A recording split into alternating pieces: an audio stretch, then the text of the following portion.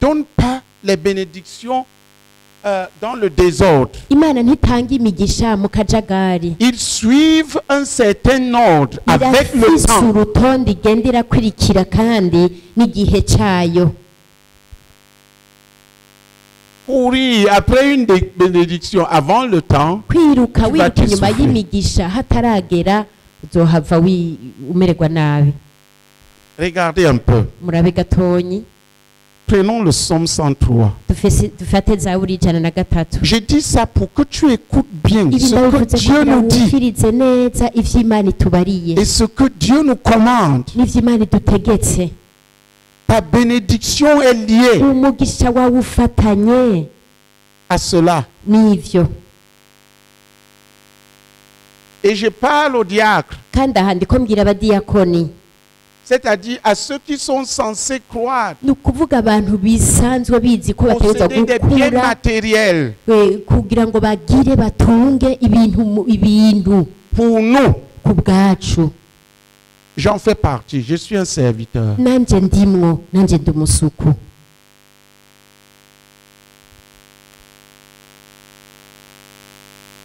Voici l'ordre dans lequel Dieu bénit. Ehe nguru urutonde Imana ihezagiriramwo. Psaume 103. Zaburi y'103.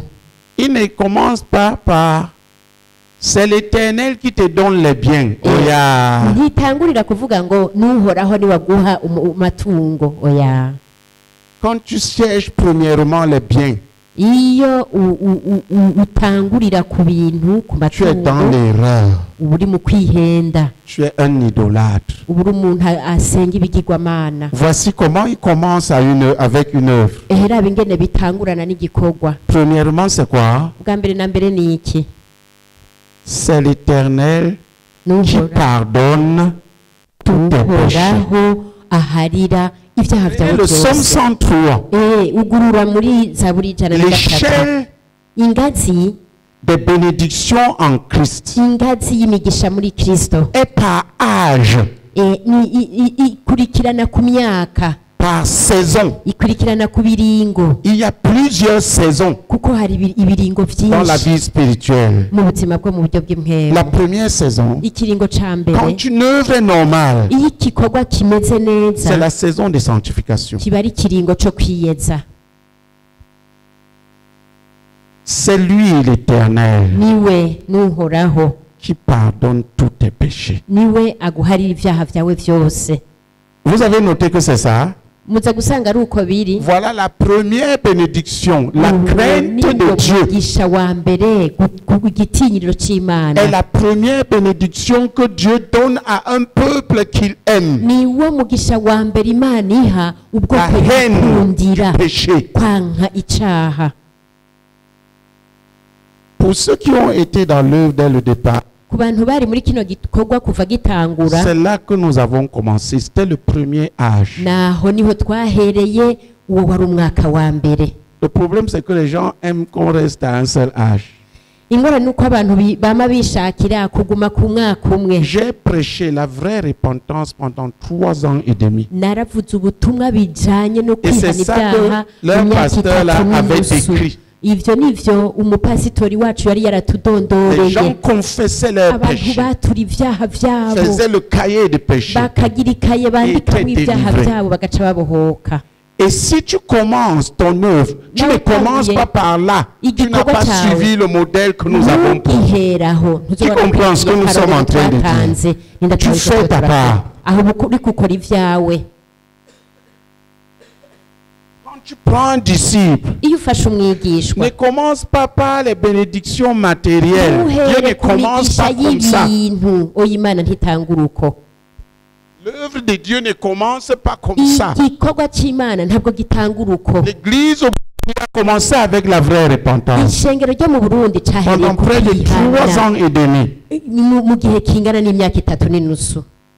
Parce qu'il est écrit, kuko handitse ngo c'est lui qui pardonne tous tes péchés. niwe aharira ibyaha byawe byose. Et ensuite, il est venu l'âge de la Hanyuma foi. hakurikiye umwaka wo La foi dans kwizera. le nom de Jésus. Kwizera izina Quand rya j'ai commencé à enseigner là-dessus, natangura kuvyigisha ko certains de mes disciples qui n'entendaient bamwe mu que bigishwa banje bumva gusa ngo le péché. On dit que j'avais rétrogradé. Non, c'était la croissance. oya aho kwari ugukura Au nom de Jésus, mu izina rya Yesu tout ce que nous pouvons faire.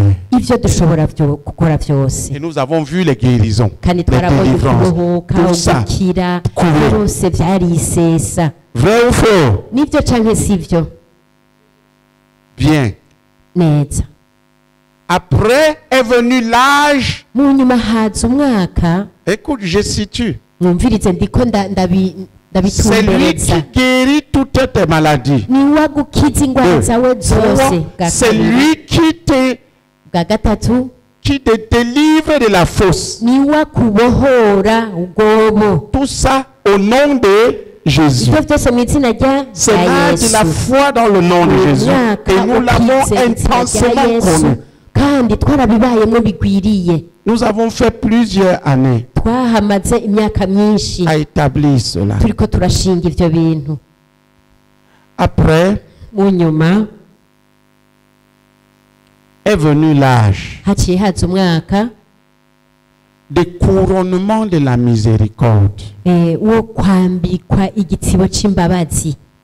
Voilà comment ça dit des gens formés pour diriger. Kuvuga abantu bahinguwe kugira barongore.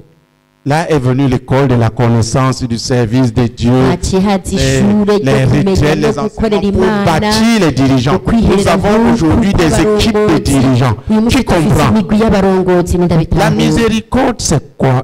C'est quoi? Imbabazi ni iki? C'est entrer dans les problèmes des autres et Ukwinjira les mu répondre. ngorane C'est le z'abandi. travail, c'est le service. Uko ni nko gusukurira Tu abandi. comprends? Indabitahura. Comme ici, si vous ne vous regardez pas comme des gens oués par Dieu, nimutiraba namwe nk'abantu barobanurwa amavuta n'Imana kugira ngo musukurire abandi, aho muzoba mwahushije. et les bénédictions Kandi imigisha suivent ce rythme. ikwirikira uwo mugere nyene uwo Dieu ne murindi. va pas mettre ses bénédictions Imana nshobora gushira imigisha yayo dans les gens des gens qui ne s'occupent que d'eux-mêmes. mu bantu bitwararika ivyabo gusa. Écoutez-moi bien. Ndabasavye munyumvirize. Dieu ne met pas ses bénédictions Imana ntishira imigisha yayo pour le moi. kuri kameremere. Il dit dans Jacques 2, je crois, c'est Jacques 4. Yakobo 4, murasenga Parce que vous ne demandez pas. ariko ntimuronka kuko ntimusaba. Vous demandez Murasaba et vous ne recevez pas. ariko ntimuhabwa. Pourquoi? Kubera iki? Parce que vous demandez uniquement pour assouvir vos propres Kuko désirs. musaba gusa kugira ngo munezereze ivyifuzo vyanyu. Oh Dieu, ma maison. Oh mani inzu yanje. Oh Dieu, mon pantalon. Oh mani ipantaro yanje. Oh frère. Oh bene data. Un prince de Jésus qui prie. Umuganwa wa Yesu abagisengera ipantaro yiwe. Moi, je reste. Les pantalons courent après moi. Jewe nibera ngaho amapantaro akaba anyiruka inyuma.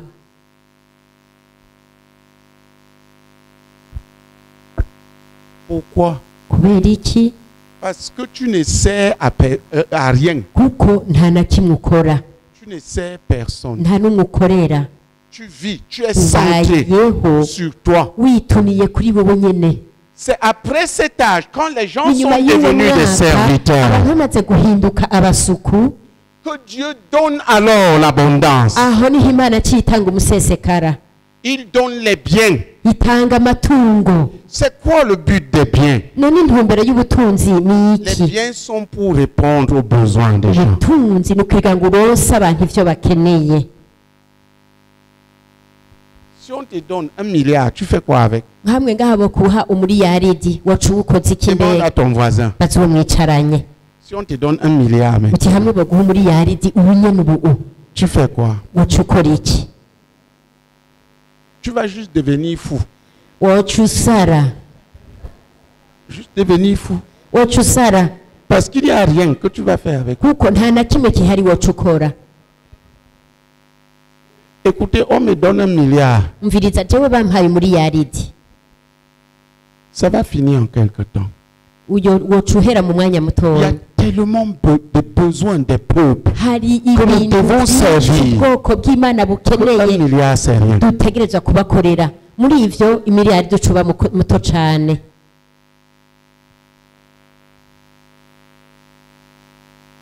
Voilà la réalité. nuko niko ibintu bimeze. 1 milliard de francs, c'est combien de dollars? mbega umuriyaridi w'amarundi n'amadolari angahe? Je dois aller bâtir une base au Congo, une seconde ntegerezwa base. kuja au Congo. kubaka Je dois bâtir la base d'ici. intuzenye urufatiro umushinge Nous muri devons pousser Congo. l'évangile dans les pays. dutegerezwa no kwinjiza ubutumwa bwiza Je mu dois aller bihugu bâtir bindi. des Tanzaniens. nteze kugenda kubaka Un n'abatanzaniya grand nombre pour envahir la Tanzanie. igihugu gitigiri kinini kugira ngo binjire Tanzania yose. Ce que Dieu a réalisé au ivyo Imana Burundi, yakoze mu Burundi pendant ce jeûne, il m'a muri kuno ordonné kwisonzesha Imana yantegetse ngo d'aller le réaliser au Congo. ugende ndabishitse no muri Kongo. Le Congo, notre nombre là-bas a atteint le Congo. chiffre que nous avions en 2012 lorsqu'on a reçu le but de 50 000. bagishikije twebwe igitigiri twashikije mu bihumbi 2012 igitigiri c'abana ibihumbi Je leur ai 50. déjà donné le but. naramaze kubaha intumbero Poursuite de 50 000. nabo bakurikirane ico gitigiri c'ibihumbi. Là, le prince du Congo sera renversé. uhereye aho rero umuganwa ganje igihugu ca Kongo azoca atembagazwa. Dieu m'a donné une promesse depuis. Imana yabimpereye isezerano haraheze igihe. Lorsque je vais lui donner ninamushikanira 40 jeûnes de 40 jours kwisonzesha 40 kw'iminsi sur le sol 40 congolais, ndi hariya muri Kongo. l'histoire du Congo va commencer profondément à changer. inkuru y'ikongo izoca itangura guhinduka kandi Fondement cyane. Que Satan a posé vont craquer. C'est ce qui s'est passé au Burundi. ibintu byose satani yakoze bizoca bisambuka. On niko peut tout byagenze mu dire, Burundi. on peut tout faire, mais ushobora il n'y a kuvuga plus de byose guerre au Burundi ukavuga byose possible. ariko nta ntambara igishoboka mu Burundi.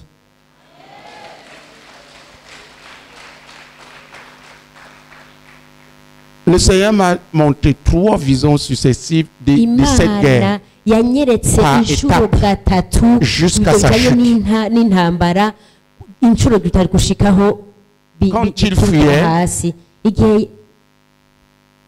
Quand le prince igihe umuganwa ganje du Burundi, avec Uburundi à sa tête la reine des côtes des Grands Lacs, fuyait, yarongowe parce que nous leur lancions des pierres avec mon équipe. inkengera z'ibiyaga by'ibihugu fuyant, by'ibiyaga elle a binini crié. bamutera amabuye. C'était dans les Ariko vers arahunga. 2010 comme ça. hari nko mu Au moment où le bihumbi pays bibiri a na cumi commencé, na on a commencé les conciliabules. Là. Elle a crié, je m'en vais, mais je Yaciye reviens. aboroga. Et quand je vais revenir, je vais tout détruire. ndagiye ngo ariko niragaruka nzosambura byose. Cette tentative a eu lieu en 2015. yaragerageje mu bihumbi 2015. La guerre les troupes qui avaient commencé en 2015, c'était la migumuko yari tentative ihari. de retour. n'umwamikazi ganje inkengera z'ibiyaga binini yashaka kugerageza Et kugaruka, Dieu m'avait donné un seul ordre. ariko Imana nayo yari yampaye itegeko rimwe Tu restes. ati gumaho.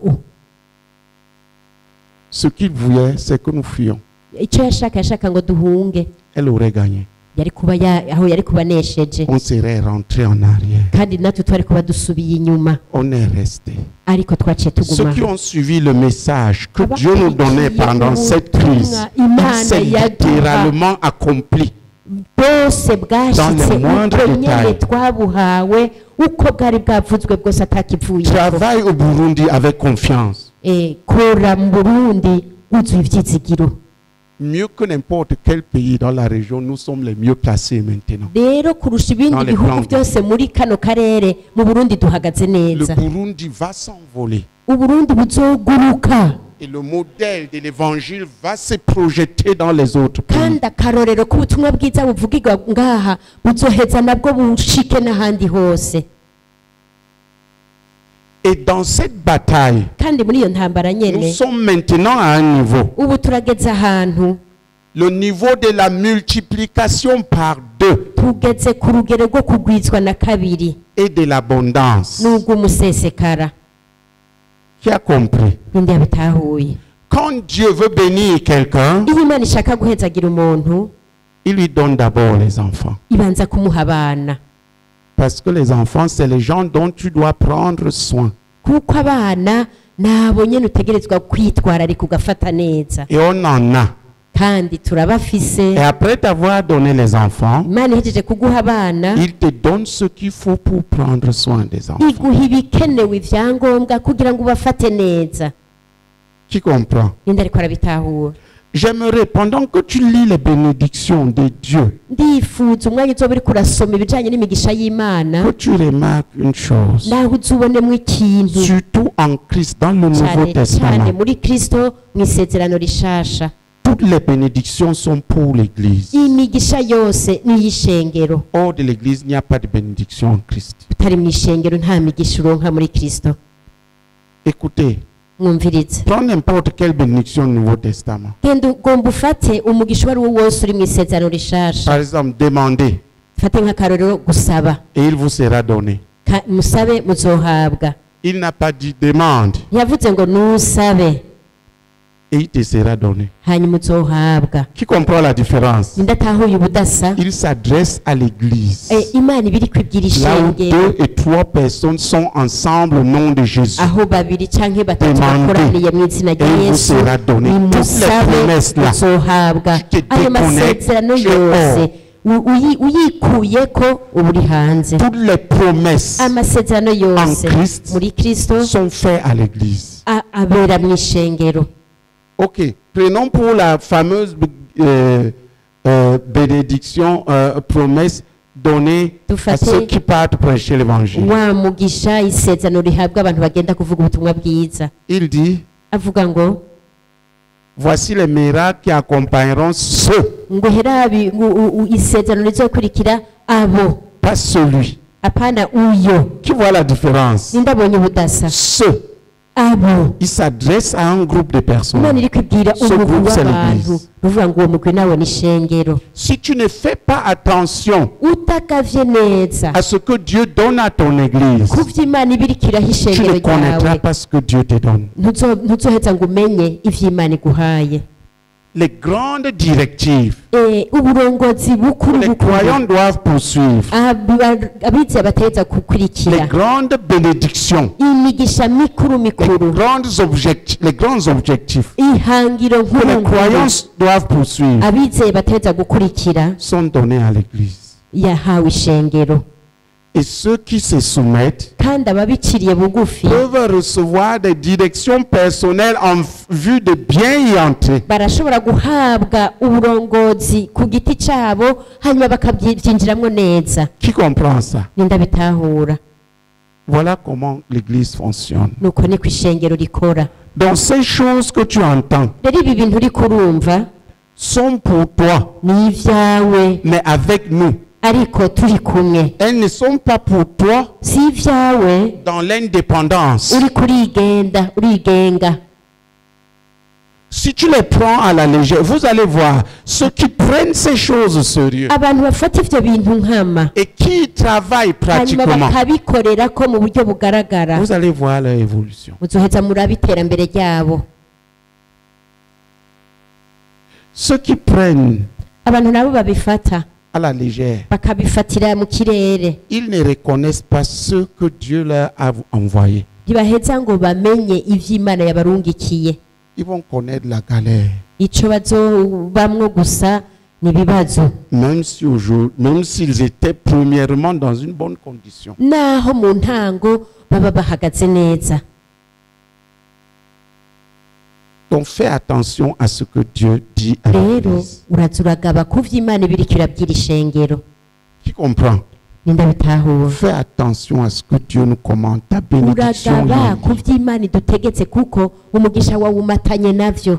Et ne te retire pas de la bataille que Dieu nous ordonne. Parce que ça entraîne la malédiction.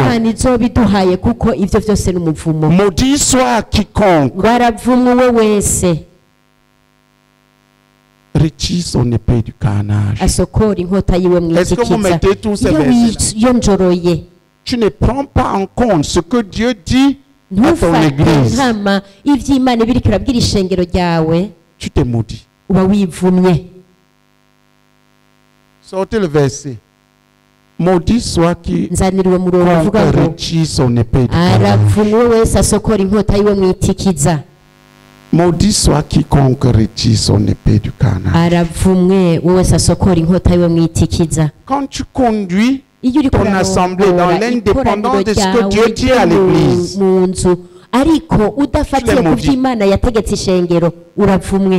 dites, quelqu'un ouvre, il vient lire. S'il vous plaît, retenez bien ce que je vous dis. Toutes les promesses de la Bible sont pour l'église de Jésus. Il n'y a aucune promesse en dehors de l'église. Elles viennent sur les individus par rapport à leur attachement à ce que Dieu dit à l'église.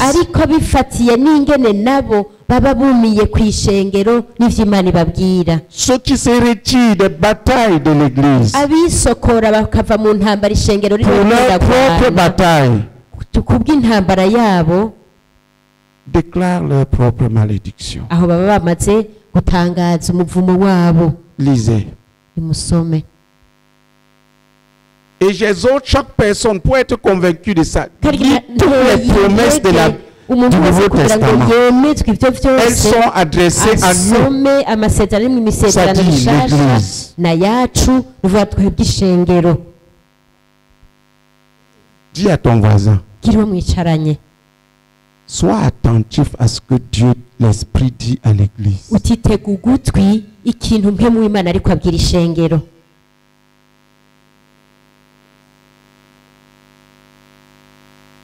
Ta bénédiction est liée à ça.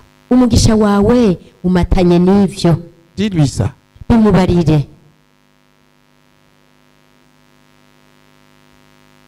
Tu peux considérer que je parle. Ceux qui vont croire vont y entrer. Et qui vont y travailler.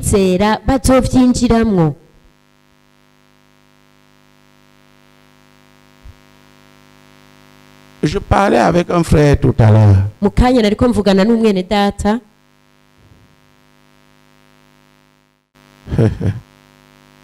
Qui rêvait de trouver un nouveau travail. Ou d'aller à Dubaï.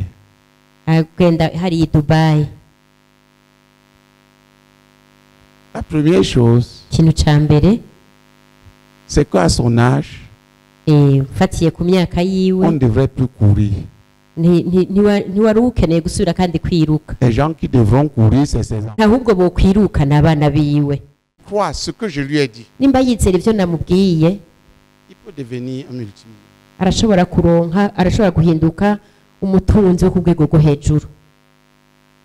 Mais s'il garde ces anciens proverbes kirundi,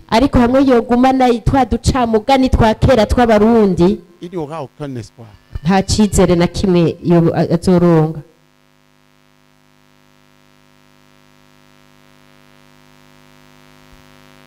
a tout en main. Mais le paresseux ne rôtit pas son gibier.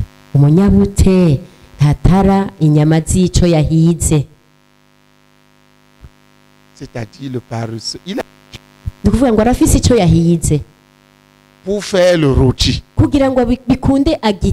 il a faim. Mais il ne rôtit pas le gibier pour avoir le rôti.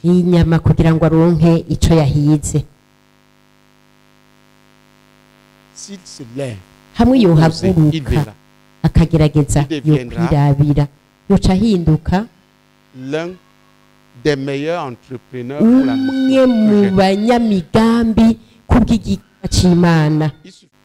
asabwa gusa kwizera qu'il se lève et qu'il ose. agahaguruka maze akubahuka. Mais s'il considère ariko afashe ko que c'est une parole kw'iryo ryari ijambo parmi tant d'autres, nk'ayandi majambo yose, il va continuer azoca abandanya à courir pour aller à Dubaï. bandanya yiruka aje i Dubayi. Et cette histoire de Dubaï là, ça m'étonne. kandi ivyo bintu vy'i Dubayi birantangaza n'abasaza. À 50 ans, 45 yibaza ufise imyaka 45 n'ubu gishoboye kwiruka. Écoute ce que l'Esprit dit à l'église. umviriza ico mpemu w'Imana ariko abwira ishengero. Lisez. Soma Yeremiya igice cya 48 ku murongo w'10. Aravumwe uwanjanywe ku gikorwa cy'Uhoraho, aravumwe ubuze inkota yo kuvisha amaraso. Amen. Jérémie 48, 10. Maudit soit celui qui fait avec négligence l'œuvre de l'Éternel. Maudit soit celui qui éloigne son épée du carnage. Amen. Il y a deux malédictions ici. La malédiction sur le harimo paresseux imivumo ibiri, umuvumo wo ku munebwe et la malédiction celui qui ne participe pas dans les guerres de l'Éternel. n'umuvumo ku muntu atinjira mu ntambara z'Uhoraho. Quand nous sommes en guerre, igihe turi mu ntambara on ne te voit pas dedans. ntitukubonamwo, Tu attends dimanche. ukarindira ku munsi w'Imana.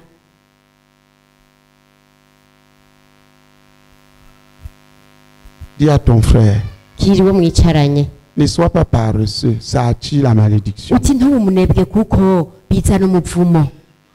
Rôtis ton gibier. utare inyama z'ico wahize. Deuxièmement, ubwa kabiri ne retire pas ton épée de guerre de l'Éternel. ntusokore inkota yawe mu ntambara Ce z'Uhoraho. serait te maudire toi-même. uzoba uri kurivuma wewe nyene. Dis-lui ça. bimubarire. Quand Dieu nous ordonne, sois dedans. iyo Imana idutegetse injiramwo nawe. Je veux que tu vois ça. ndashaka ivyo bintu ngo ubibone, Et je veux que vous sachiez kandi ndashaka ngo mumenye que ce que tu entends, ko ibi uri que Dieu nous dit en tant qu'Église, te Imana concerne iratubwira personnellement. ishengero biranakuraba ku Chacun giti recevra de cawe. cela selon sa foi et son engagement ivyo dans avyakira cette ko vision. bivanye n'ukwizera kwiwe n'ingingo yafashe. Dans Apocalypse, mu vyahishuwe Yohana sortez-moi ça, il dit, havuga ngo écoute ce que l'Esprit dit à l'Église. umviriza ivyo mpemwe abwira ishengero. Ouvrez dans Apocalypse, sortez ça. ja mu vyahishuwe Yohana, Quand l'Esprit veut parler, avant tout, il parle à l'Église. iyo mpemu w'Imana ashaka kuvuga imbere ya vyose ahera kubwira ishengero. Et les humbles brebis de cette Église vont écouter hanyuma intama et connaître ziciye les bugufi directives, la z'iryo direction shengero générale. zicyumviriza zigaheza zikamenya uburongozi rusangi. C'est comme ça qu'ils se dirigeront bien. nuko niko nazo Personne ne ziziyobora peut marcher neza. par le nta Saint-Esprit dans n'umwe ashobora l'indépendance. C'est kugendeshwa na impossible. mpemu w'Imana yigenga, ivyo ntibishoboka. On marche par l'Esprit ugendeshwa na mpemu dans la direction que ce même Esprit donne à l'Église. uri mu burongozi uwo mpemu nyene yahaye ishengero. Il va marcher avec toi pour te conduire dans la azoza direction agendana qu'il nawe nous kugira ngo donne. akurongorere muri ubwo burongozi aba yaduhaye. Je voudrais que chacun d'entre vous retienne ça. nari nifuza ko umuntu wese afata ivyo bintu nkama, Et que vous sachiez hanyuma mumenye que la prophétie qui a été à l'origine de la CNCI au Burundi ko ubuvugishwa bwahawe Samsey mu Burundi dit ceci de l'église du Burundi. bubwira gutya ishengero ryo mu Burundi. Je fais du Burundi. Il n'a même pas dit la CNCI Burundi. ubuvugishwa bwabazanye mu Burundi buvuga ngo Uburundi ndabuhinduye. Vous savez pourquoi? mbega murazi igituma? Parce que nous sommes en train d'être établis pour diriger le Burundi. Nous Turiko représentons le Burundi. dushingwa twebwe duserukira À la fin, Uburundi, dushingwa kugira tuzorongora Uburundi. Je fais du Burundi. Uburundi ndabugize C'est des choses que je n'aime pas beaucoup dire parce que, ntakunda kuvuga kenshi kuko écoutez, mwumve nous parlons spirituel. iyo tuvuga aha tuba turi kuvuga mu buryo bw'imwemu. Le christianisme va aller bien si ibya nous allons kristo bien. bizogenda neza Parce natwe qu'il va tukaba suivre la tumeze couleur neza que nous allons donner. kuko bizoba biriko bikurikira natwe Dieu nous a ibara donné le- dufise, Non pas seulement au Burundi. si mu Burundi gusa D'abord au Burundi, ariko bizohera mu puis Burundi vers la région. hanyuma bitandukire C'est pour ça que n'akarere. le message dit, Nubwo niko ubutumwa je buvuga. fais du Burundi mu Burundi ndabugize un front de guerre ikibanza c'intambara selon les instructions du ciel. nisunze ivyagezwe vy'ijuru. Et je vais te supplier d'écrire ça. Ndakwinginze ivyo bintu vyandike. Voilà. Je prends l'une des phrases du message qui a mfashe bâti cette rimwe terre. mu ryungane riri mu Et il a décrit comment? butumwa bwaturungitse ngaha mu Il a dit, Burundi. quand vous ne saurez pas quoi faire, Ah, retirez-vous. Shabisigura Je ne ati, tarderai pas à vous donner mes instructions. mutakimenya Et il l'a ico fait. mukora Il l'a toujours fait. murampindukirira nzobabwira ivyo mukora, yarabikoze kandi Nous avons yabikora. suivi. Et Twarakurikiye les résultats sont palpables. kandi ivyavuyemwo vyari ibintu À moins bigaragara. qu'on décide d'être aveugle. Aho guhitamwo kuba impumyi. Amen. Amen. L'œuvre Burundi ne dépend pas de frère aîné, Igikorwa co mu Burundi ntikiva kuri mwene data mais rero, les instructions que Dieu donne. ariko ku vyagezwe Imana iduha. Si je vous explique cette phrase, ce que j'ai fini par comprendre, Hamwe no basigura ayo mungane ingene naherukiye kubitahura. prenez front de guerre. Dufate ico kibanza c'intambara. Je vais vous montrer pourquoi ce n'est pas le Burundi seul. Ngira ndabereka igituma atari Burundi bwonyene. Il dit, je fais du Burundi Avuga ngo un front de ngize guerre. Burundi ikibanza c'intambara. Qu'est-ce que c'est un front de guerre? Biga none bivuga iki? Ikibanza c'intambara. Uruhanga Un front de guerre. Voilà. Mumbabarire. C'est la première ligne. Navuze nabi. Ngo ngize abantu bazoca imbere mu gihe c'intambara. Barongora abandi. Qui comprend? Tu Ndabitahura. t'en vas chercher dans le dictionnaire parce que moi je cherche à comprendre. ce que Dieu dit. Urondere muri kazinduzi kuko jewe mvuga La première ligne umurongo wa mbere de la guerre que Dieu va mener w'intambara izobiri kiragwana pour les de la région. kugira ngo irokore kano karere. Voilà ce que ça veut dire. Nico bivuga Et c'est déjà en train de se faire. kandi biriko biraba muri Tanzania. Kongo no muri Tanzania. Je sais Ndazi que ça va encore me provoquer beaucoup de problèmes. ko bizohava bintera kandi ingorane Ça va nyinshi provoquer beaucoup de kuko problèmes. vyarateye ingorane Mais nyinshi, c'est les réalités. ariko ibintu niko biri. Le frère Zach l'a dit. Mwene data Zaka yarabivuze, Le frère Togo l'a dit. mwene data Theodore yarabivuze. Nous devons nous connaître Ubu rero dutegereza kwimenya et faire attention. hama tukagaba. Dis à ton frère, Kiro mwicaranye cette œuvre est l'œuvre de Dieu. utega igikorwa n'igikorwa c'Imana, Et là-dedans, personne ne marche comme il veut. kandi aho rero nta n'umwe agenda uko yigombeye. Dis-lui ça.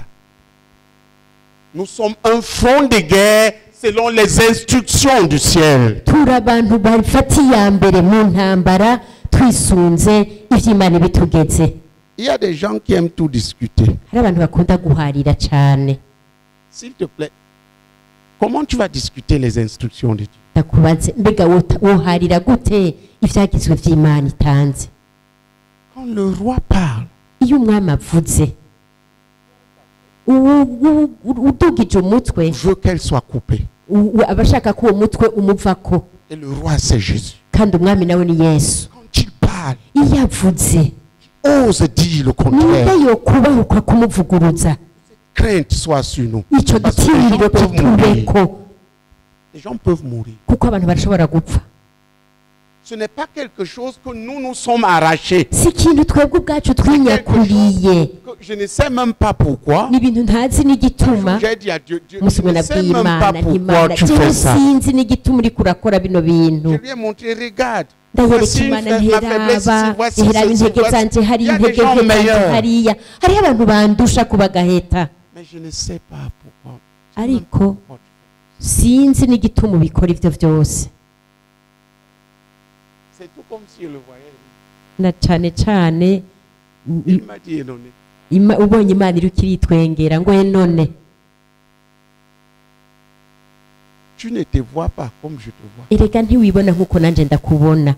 Il a commencé à me citer Imana ikitangura kundondagurira des choses ibintu que je trouvais normales. jewe nabona ari bisanzwe.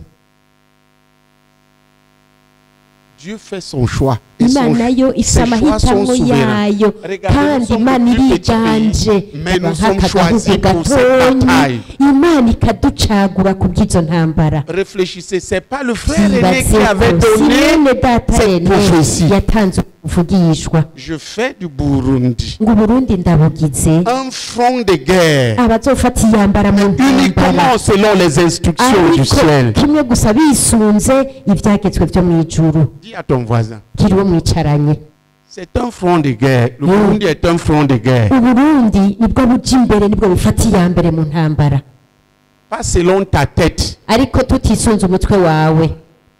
Dis-lui, dis à Imubarire. chacun parle alors. Umwe wese agira uwo Pas abibwiye, selon ta tête. atari kwisunga uwo mutwe wawe, Selon les instructions du ciel. twisunze ivyagezwe vyo mw'ijuru. Si tu cherches à faire dérailler, tu peux mourir. Niwarondera guta umutwe urashobora gupfa, Parce que c'est le roi de gloire qui l'a déclaré. kuko ni umwami w'ubwiza aba yayandurukije. Durant toute notre histoire, Kandi cela inkuru a yacu été. yose ivyo niko vyamye. Frère, Bene data, j'aimerais te poser une question. nari numva no kubaza ikibazo. Je suis au Cameroun. Ndi Kameruni jewe Je prie. ngasenga, Je me retrouve dans une vision. nkisanga mwiyerekwa, Je vois la première femme. nkabona umukenyezi wa mbere. Je devais la rencontrer. Nategezwa guhura Et nawe, avec elle, turi on kumwe, devait. C'est l'une des personnes qui devait organiser l'œuvre avec moi. niwe yategezwa kumfasha gutunganya igikorwa ngaha. Cette histoire a même produit un problème entre mon épouse parce que moi, Iyo ngorane je ne comprenais pas le genre de relation que j'avais. ko sinatahura J'ai commencé à craindre ubucuti pour elle. dufitaniye, ntangura gutinyirira umukenyezi wanje. Dans la vision, je vois Mwiyerekwa une femme. mbona umukenyezi, Elle est à côté de moi, on organise uwo mukenyezi nkabona turi kumwe iruhande yanje, turiko dutunganya igikorwa c'Imana. En voulant expliquer à Élise, Nshatse kubisigurira mwene data elle a Elise, cru que je voulais dire qu'elle va mourir. yibaza ngo nshatse kuvuga ngo azopfa. Et ça m'a fait des problèmes pendant des années. Bintera ingorane zamaze imyaka, Je craignais. natinya Qui comprend? ninde, Parce que je me posais la question, mais j'ai une femme. nibaza ikibazo none ko je Elle est mfise cette autre femme. umukenyezi, Je ne uwo comprenais pas. wundi mukenyezi ninde, sinabitahura. C'était ma première disciple, Yari umwigishwa wanje wa mbere, la sœur Goretti. mwene data Je vous Gorete. parle des Ibi mystères de Dieu. ndababwira Je l'ai vu ibinyegezwa avec la vy'Imana. tenue avec laquelle je l'ai rencontrée. Namubonanye n'impuzu namubonye yambaye. Et je me posais la question, c'est une blanche? Kibaza ikibazo, mbega n'umuzungu. Vous voyez un peu, elle était très brune là, Yari arafise inzobe nyinshi cane, avec le nez n'izuru comme le blanc. nk'umuzungu. Et moi, je n'étais pas ici. Je n'ai pas Kandi les je ennemis. sinari ngaha, sinari nzi n'ubwoko bw'abarundi. C'est une blanche ou Mbega c'est none quoi? n'umuzungu canke niki? Elle avait une tenue Yari afise umwambaro violette en bas. Tu hepfo, peux te souvenir de cette tenue. ushaka kwibuka Elle impuzu yari aimait yambaye. beaucoup porter ça, violette en bas, blanc Nkunda en haut. kwambara impuzu Elle isa iryo rangi viole. Le frère Philippe, Kwambara na mwene data Fideli avec la tenue qu'il naramweretswe. avait, et je l'ai N'impuzu uko rencontré nyene yari comme deuxième yambaye, disciple ici. twahuye ari umwigisha wanje agira kabiri ngaha. Frère, on suivait les trucs de 40 jours. On est en train de publier tout ça maintenant. Mukurikire ibintu by'iminsi 40 bariko barabishikiriza ngaha. Et que nous craignons Dieu, Hanyuma dutinye Imana, que nous suivions ses instructions pour dukwirikire notre ibyagezwe bénédiction. byayo kubw'umugisha wacu. Frère, ce Bene Dieu-là, data, iyo Mana iyo mwumva qui m'a montré des gens au Burundi avec yanyeretse lesquels on devait abantu bâtir, mu Burundi, commencer l'œuvre. abo twateza gutangura nabo igikorwa. Et j'arrive ici, Nshitse aha je les rencontre. ngahura nabo. Vous voulez que je ne fasse pas confiance à ce qu'il me dit? Mushaka vy'ukuri singira ivyizigiro sinizigiro vy'imbwiye. Vous voulez que je doute?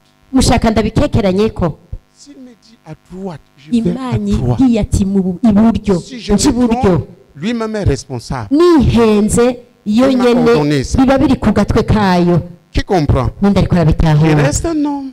nguma ndi Je umuntu peux me tromper. ndashobora Mais kwihenda que personne ne s'attend ariko ntihagire umuntu n'umwe yitega à ce que je doute là-dessus. ko ndabikekeranya ko Nous avons fonctionné comme ça.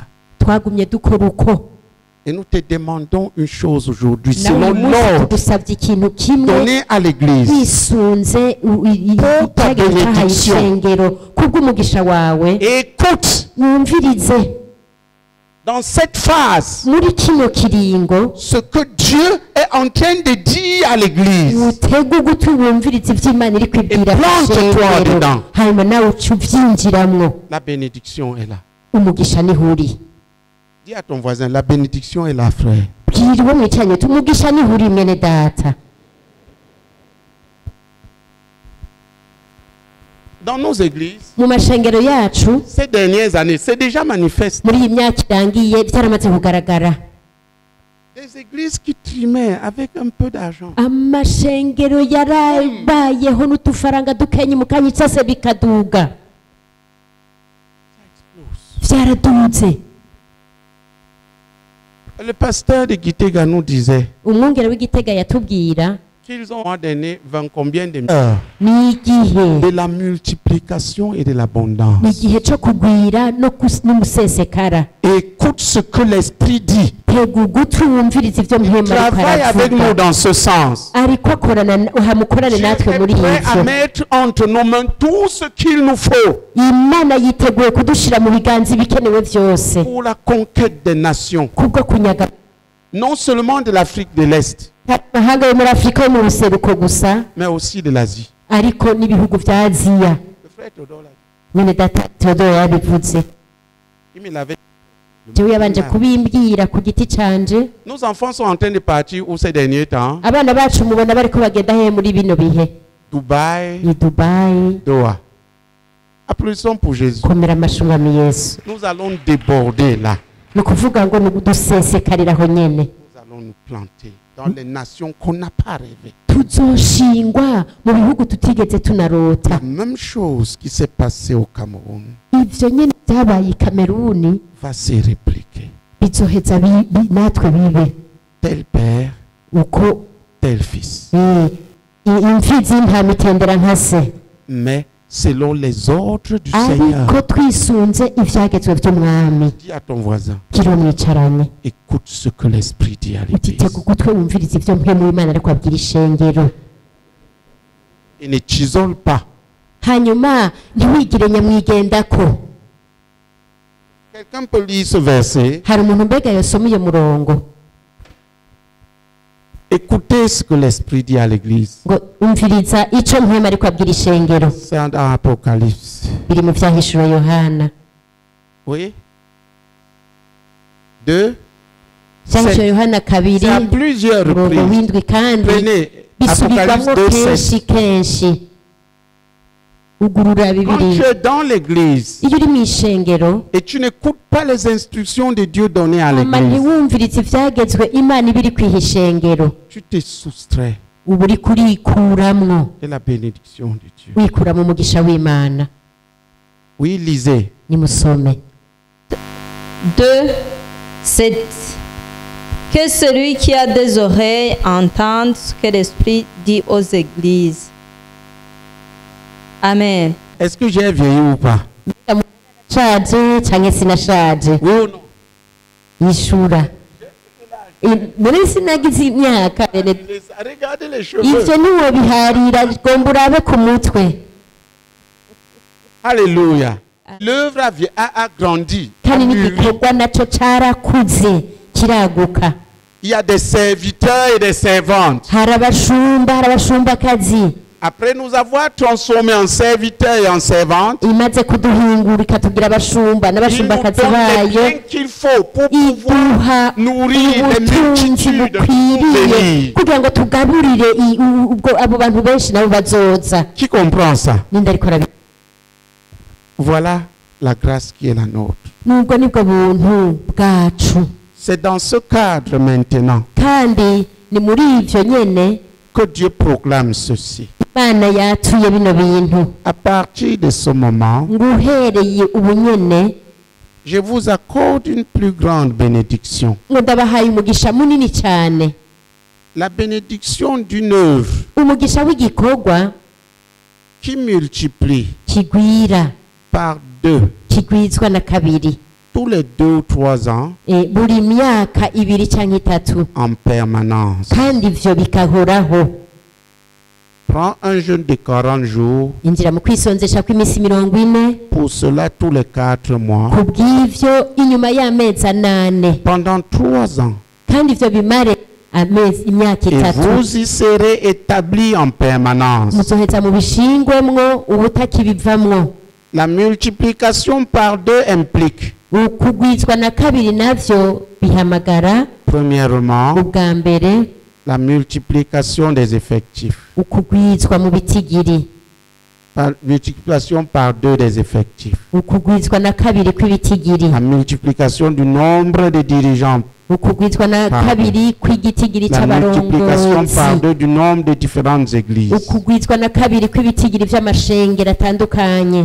Mais cela veut aussi dire Ariko n'ivyo kandi bishaka kuvuga la multiplication de nos capacités financières, ukugwizwa na kabiri k'ubushobozi bwacu bw'amafaranga, de nos capacités infrastructurelles, ukugwizwa na kabiri kwacu kw'inyubako, des capacités humaines, ukugwizwa c'est-à-dire la kw'abantu, qualité des hommes. ni ukuvuga ngo ubwiza n'akaranga k'abantu. Amen. Amen.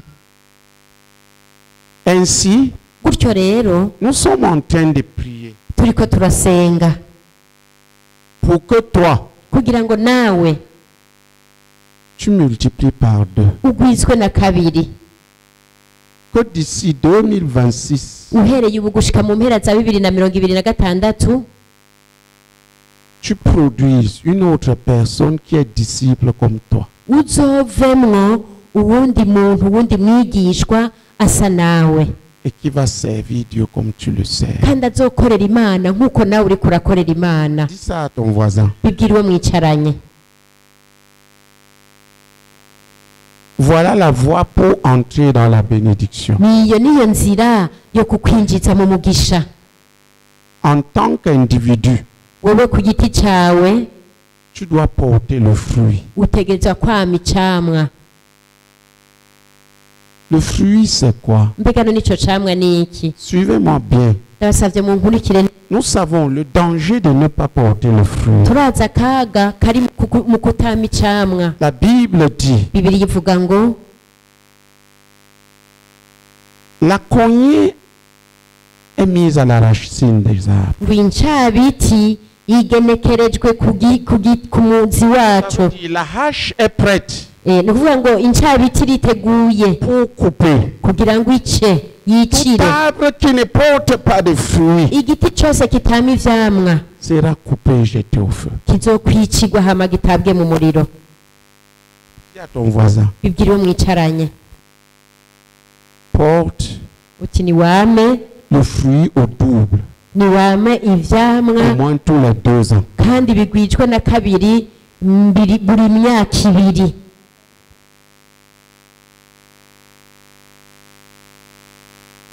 Une âme gagnée Umutima uzanywe kuri dont tu Kristo prends soin ukazowitwararika pour être disciple comme tu es, kugira ngo abe umwigishwa nk'uko nawe uri umwigishwa, servir comme tu as servi. hanyuma akorera Imana nk'uko nawe wayikoreye. Note ça comme ton but personnel. Ivyo vyandike nk'intumbero yawe ku giti cawe. Ici, il ne s'agit pas de l'assemblée.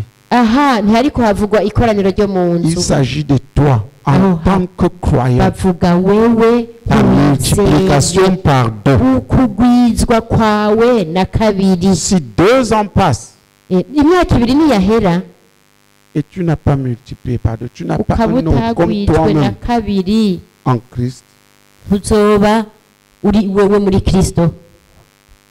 il y a un point d'interrogation. Muri wewe hazoba harimwo kabaza. ceux d'entre nous qui restent, comme si prêcher l'évangile leur concernait pas, faire les disciples leur abantu concernait muri pas. twebwe Tu te fais le kuvuga mal. ubutumwa bwiza babifata nk'uko umengo ntibikuraba. Dieu va prendre soin de toi pour ses enfants. Imana izo gufata nka ku bana biwe. Nimba utararonka abigishwa pendo tangura ubikore. Amen. Qu'est-ce que c'est un fruit None mno d'un arbre? icamwa c'igiti ni kuvuga iki? C'est le produit de l'arbre Nico igiti camuweko qui contient en elle kiba en lui kirimwo muri co la vie de cet arbre. ubuzima bw'ico giti. La graine qui peut produire un autre arbre. ushobora gusubira kandi kwama ikindi giti. C'est le produit, c'est ce qu'un arbre a produit Nico ico giti camuweko et qui contient kikaba C'est- ariko kirimwo la graine pour produire un arbre comme celui-là. urutete rushobora kuzosubira kandi kuvamwo igiti nk'ico nyene. Alléluia. Amen. Prends le mavocat. Shaka ufate amavoka. On prend Ufashe la graine urutete d'un fruit, rw'icamwa on le plante. ugaca urutera Il germe, rukamera il donne un avocatier rukatanga igiti c'ivoka qui produit naco kikama un autre fruit appelé avocat. ikindi camwa citwa ivoka. On l'appelle fruit Icamwa rero bacita lorsque cet avocat iyo iryo voka contient en lui riba ririmwo muri ryo le noyau pour produire le même genre d'arbre. ikibuto naco ubwaco kiba gishoboye kuzovamwo ikindi giti c'ivoka. Qui comprend? Nindabitahura. Si tu prends le noyau de l'avocat, Ufashe nk'ikibuto c'ivoka tu le plantes, ukagitera il produit quoi? mbega kica camiki Un autre avocat. iyindi voka ikindi giti c'ivoka. Voilà ce qu'on appelle fruit. Nico nico citwa icamwa. Maintenant, prends un avocatier Ubu rero fata igiti c'ivoka qui, dès le début de la saison, produit beaucoup de fleurs. iyo cama menshi cane Et après quelques mois, haheze amezi makenyi il y a des petits trucs qui sortent, qui ressemblent de loin un peu à l'avocat. ukabona utuntu dututuje dukenyi ariko twinshi tuzosa n'ivoka. Est-ce que c'est les fruits? Mbega none ivyo biba ari ivyamwa? Non. Oya. Si cet avocatier se fâche Ico giti c'ivoka gishavuye et dit, kikavuga ngo d'abord, tous ces fleurs-ci, ils sont trop nombreux, ils pèsent sur moi. Ah, je ne veux pas le ubwa voir. mbere ho Et il les fait tous tomber. aya mashurwe ni menshi andemerereye ubusa yose agaca yahungurura. Qu'est-ce qu'on doit faire? None wumva boca bakora iki? Qu'est-ce que tu vas faire? Woca ukora iki wewe? Tu fais quoi? Uca ukora iki? Uca ucicira Il ne sert à rien. ntaco kiba kimaze. Il produit beaucoup de fleurs, Camwa ibishurwe vyinshi mais il ne gusa garde aucun fruit. ntikitanga icamwa na kimwe. Demande à ton voisin, tu es quel genre de mavocatier? Baza uwo mwicaranye uti wewe uri kihe, uri ubwoko ki bw'igiti c'ivoka? Combien d'avocats as-tu produit? Bakwamurako amavoka angana gute? Combien d'avocats? Bakwamurako amavoka angana gute?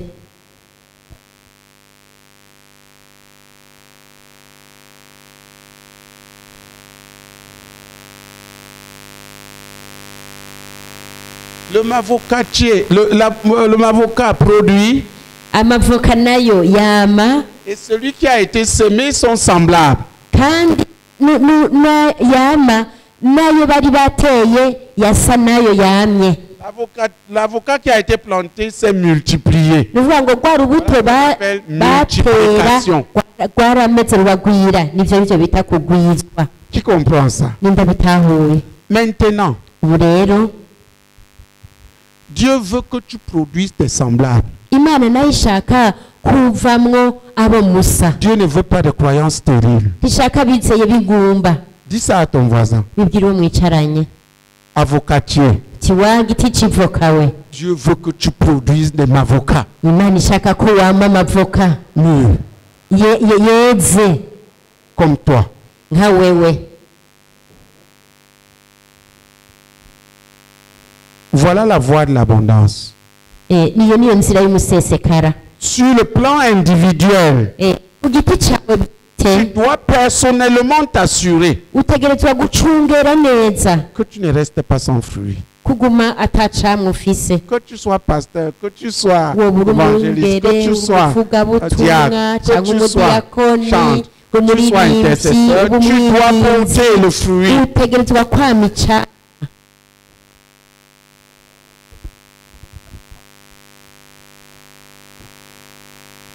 Et je te dis, s'il te plaît, kandi akubwiye kandi ngusaba sois sage, uca ubwenge assieds-toi wicare et compte. hanyuma uharure Qui est ton fruit ninde ari camwa cawe personnel? wowe ku giti cawe. Demande à ton voisin. bazomwicaranye. Es-tu stérile?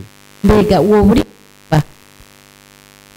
Qui est ton fruit? ninde ari cawe.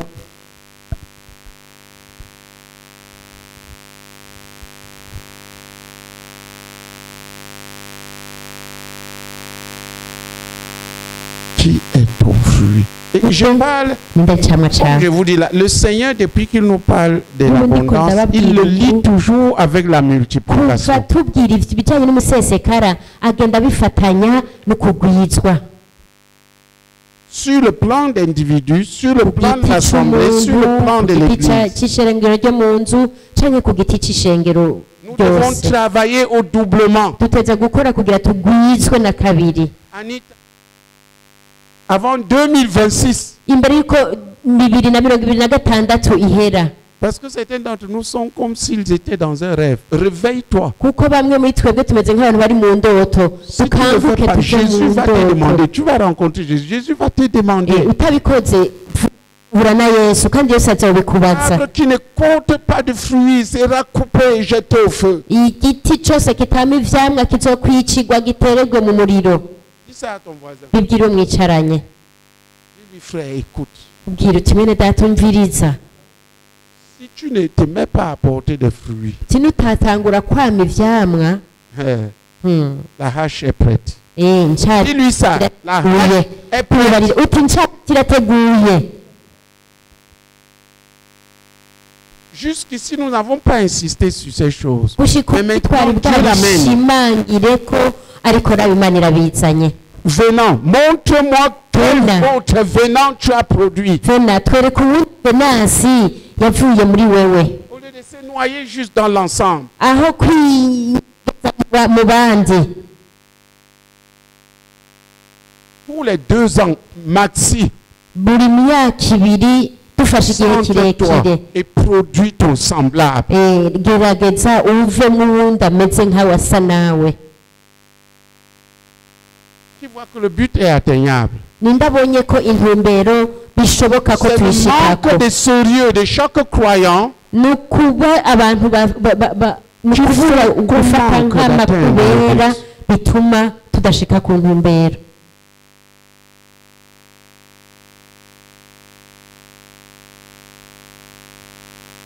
chaque année, buri mwaka tu devrais avoir fait un disciple wategerezwa ko wararonse umwigishwa qui marche avec toi dans le Seigneur agendana nawe mu mwami Yesu, et qui reste là avec toi, kandi mukagumana grandit avec toi.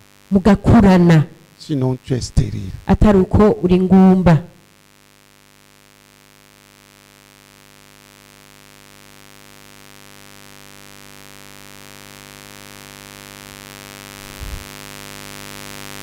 Dis à ton voisin, est-ce que tu t'es regardé dans ce miroir? bwira uwo mwicaranye uti mbega ico cirore wakiravyemwo? N'as-tu pas besoin de crier à Dieu maintenant? mbega usanze udakeneye kuborogera Imana, de repentir d'abord, d'être stérile hanyuma ubanze wihane kubona uri ngumba et de te noyer dans la religion. hanyuma ukaguma wibira udobera mu Sans idini apporter personnellement la vie à quelqu'un. ata muntu n'umwe ku giti cyawe uri kuraho ubugingo. J'attends que Fides me donne une personne. ndindiriye ko fidesa nk'uwundi muntu. Tous ces vieux croyants-là. abo bantu bose basaziye mu gakiza. Premier objectif, multiplication. intumbero ya mbere kugwira. De toi-même. wigwiza wowe nyene. Deuxième, ubwa kabiri multiplication kugwizwa na de tes kabiri revenus. no kugwizwa na kabiri kw'ivyo winjiza. Qui comprend? ninda bitahura Sur le plan personnel, ku giti cyawe.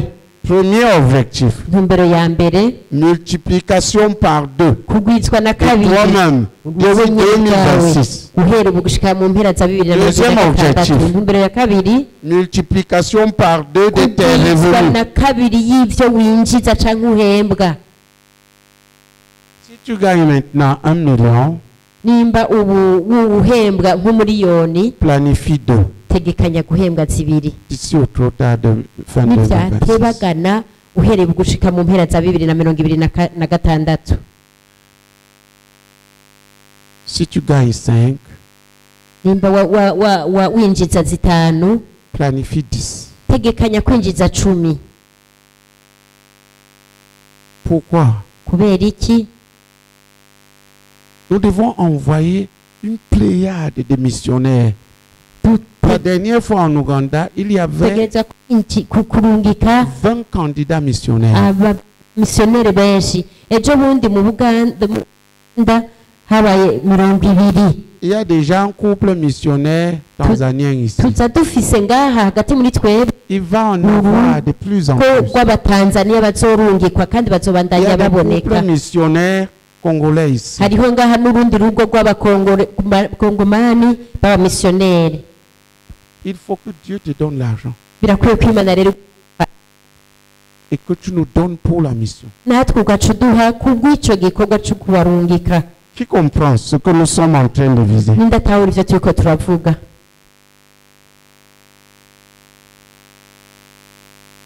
Si tu continues à vivre comme une souris de l'église, niwabandanya ubaho nk'imbeba mu ishengero. voyez, dans l'église, il n'y a pas de restaurant. murabona ko mu ishengero nta buriro buhari, Il n'y a pas de reste de nourriture. nta n'imisigazwa y'imfungurwa ibonekaho. La souris qui est là-dedans, il va manger quoi? none imbeba ije mu ishengero ikirya iki?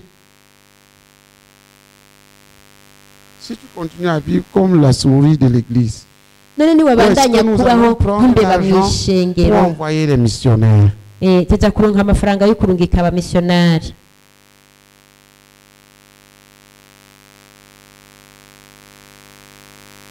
Avant tout, ariko imbere ya vyose pour que Dieu puisse t'utiliser sur le plan commun, Imana comment pas être en ordre avec lui sur le plan personnel, selon ce qu'il nous donne là.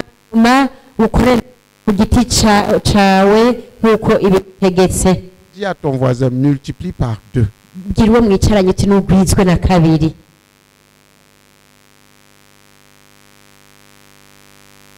Mais si tu avais déjà 2 disciples, ariko nimba wari umaze kuba ufise abigishwa ça veut dire babiri, que tu as déjà porté 2 fruits. uvuga ko umaze kwama ivyamwa bibiri.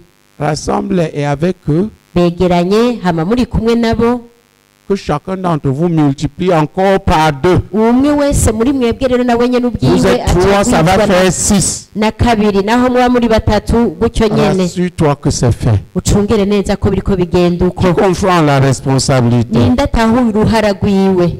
Maintenant, si en plus d'être un individu, nyuma y'ukuba uri tu umwe, es un dirigeant d'assemblée, uvyongeye ko uri umurongozi w'ikoraniro ryo mu nzu, tu as une assemblée de 10 personnes, ufise nk'ikoraniro ryo mu nzu ry'abantu 10. cela voudrait dire ivyo rero bishaka kuvuga ko que d'ici la fin 2026, tu dois uhereye planter ubunyene avec gushika ton mu peuple une autre assemblée et la porter à 10 personnes. 2026 muteza kujije iryo shengero ryo mu nzu mugeze kuri 20. Qui comprend? ninda bitahura. plus d'assemblées qui tournent en rond pour rien. nta koraniro ryo Où mu les gens nzu se zo kujya rencontrent pour rien. kwizunguruka ko ataco rimaze abantu bakorana ataco bakoraniye Mais des assemblées qui portent le fruit. ariko amakoraniro yo mu nzu yama ivyamwa. Anita, Ani lève-toi. haguruka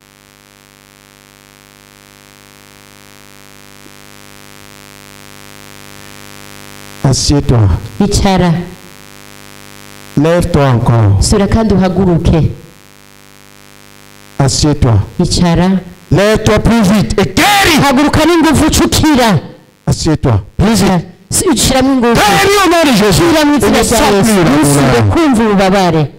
Merci Seigneur. Applaudissons pour sa urakoze guérison. nimukomere amashyi menshi ubukira kwiwe. Hey, lève-toi maintenant et regarde. uri niuhaguruke uce wiyumviriza Où tu avais mal. aho wari wamye ubabara. Applaudissez pour sa guérison. nimukomere amashyi ubukira kwiwe. Regarde plus fort. iyumviriza ushiramo ingufu.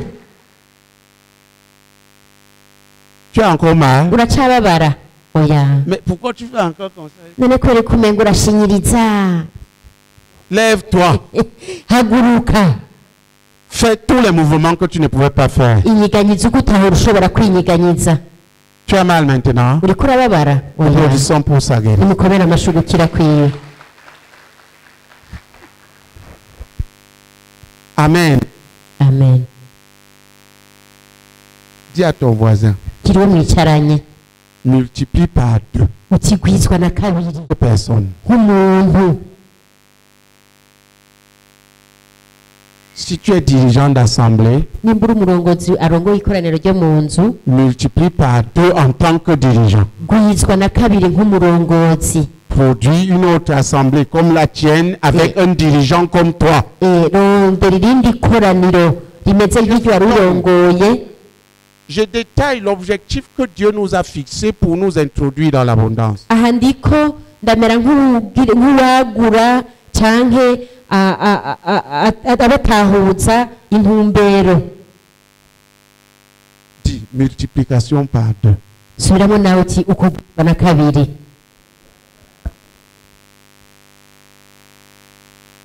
Si cette année, nimba uyu mwaka tu gagnais 5 millions, uhora uhembwa 5, multiplie par 2. cugwiza na kabiri. Voilà le revenu dans lequel tu dois entrer d'ici fin 2026. niwo niwo mushahara utereza kwinjiramwo uhereye gushika mu mpera za 2026. Mais ceci pour nous aider à gagner les nations pour ibi Christ. byose kugira ngo dufashe C'est pour ça que Dieu te donne ça. kunyagira hanga Kristo. nicyo gituma Imana yobiguha. Fais tes buts. shiraho intumbero zawe Écris zandike l'objectif que tu dois poursuivre. ihangiro utegerezwa gukurikirana. Si tu conduis un groupe de prière nimba wahora urongora amasengesho de 5 personnes, umugwi w'5 il doit devenir un groupe de 8. batereza guhinduka umugwi w'abantu 8. Quand tu es un pasteur, nimba tous devenant comme toi. nk'umwungere bose bagahinduka nka wewe. Voilà ce que c'est multiplié par 2. nivyo nivyo vyitwa kugwizwa na kabiri. Qui veut multiplier par 2? nindashaka kugwizwa na kabiri. Très bien. neza cane. Détaille le but. gerageza rero udondore neza iyo ntumbero. Multiplication de toi-même. ubwa mbere kugwizwa wowe nyene na kabiri. Vas-y. vyandike Fixe ce que tu vas ubidondore faire. neza.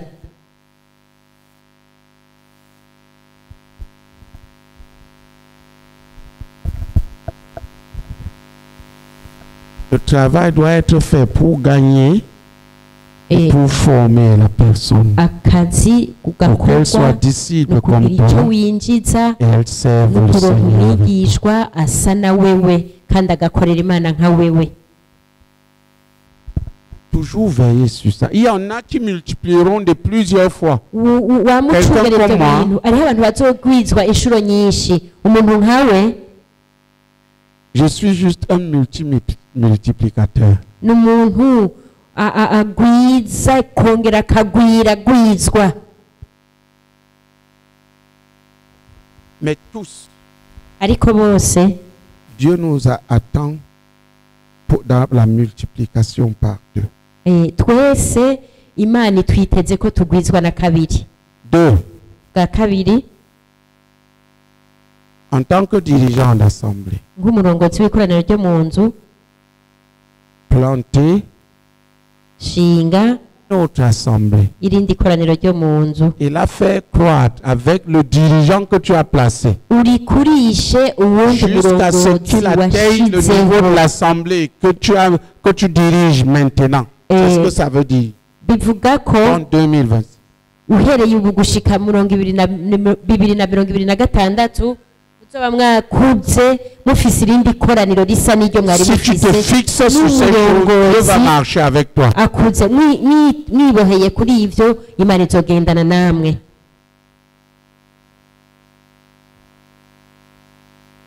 Qui saisit? Ndariko arabitahura. 3. Bwa gatatu, Multiplication par deux kugwizwa na kabiri de tes revenus. kw'ivyo winjiza canke ayuhembwa. Avoir des gens, c'est avoir des problèmes. Kuba ufise abantu, ufise ingorane, Tu auras besoin de plus d'argent pour prendre soin de tout ça. uzokenera amafaranga Les menshi gens ont de ta vie. kugira ngo abantu abo bose Ils baronse ont des ivyo fardeaux. bakeneye. Abantu binjira mu buzima bwawe, Si tu es Mukene, uri umukene naho, tu vas régler ça comment? none uzobigenza gute?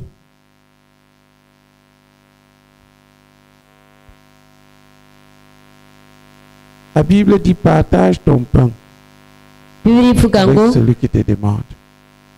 sangira umukate n'ugusaba. Qu'en est-il si tu n'as pas de pain? None vyogenda gute ata mukate ufise? Tu vas partager quoi? Uzoca basangira iki?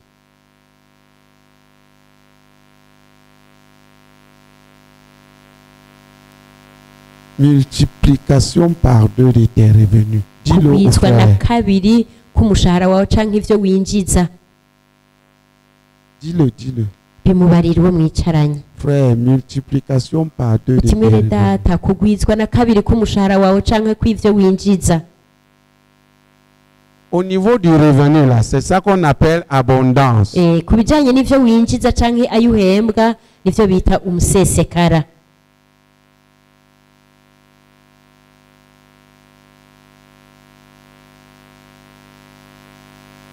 Il y a multiplication par deux de tes revenus. Hariho kugwizwa na kabiri kw'ivyo winjiza canke ayuhembwa. Par ailleurs, il y a multiplication par deux de tes capacités. Hakabaho no kugwizwa na kabiri k'ubushobozi bwawe. Qu'il soit spirituel Haba mu buryo bw'impemu, ou mu physique. bishika canke mu mubiri. Quand Dieu te donne un peuple Iyo Imana iguhaye ihanga, et ton dos est cassé umugongo wawe ukaba waravunitse, et tu ne peux même pas marcher pour aller voir une brebis, ukaba udashobora gutambuka ngo ugende kugendera intama yawe, tu vas suivre tes brebis. none ninde azokurikirana intama zawe? Donc tu dois croître à être en bonne santé. Rero utegeza gukura no kuba mu magara meza. J'ai grandi à être en bonne santé. Ndakura mu kuba mu magara meza.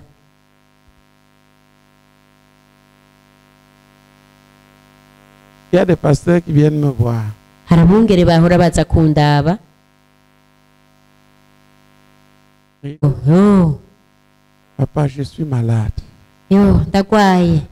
Je dis, ah bon, Ndavuga nti va d'abord démissionner comme pasteur banza ugende utanga umuhoho nk'umwungere, et je vais te prêcher l'évangile comme un non-croyant. hama nce ndakubwira ubutumwa bwiza nk'aho wowe uri umupagani, Parce que tu n'as pas cru. kuko ntiwizeye.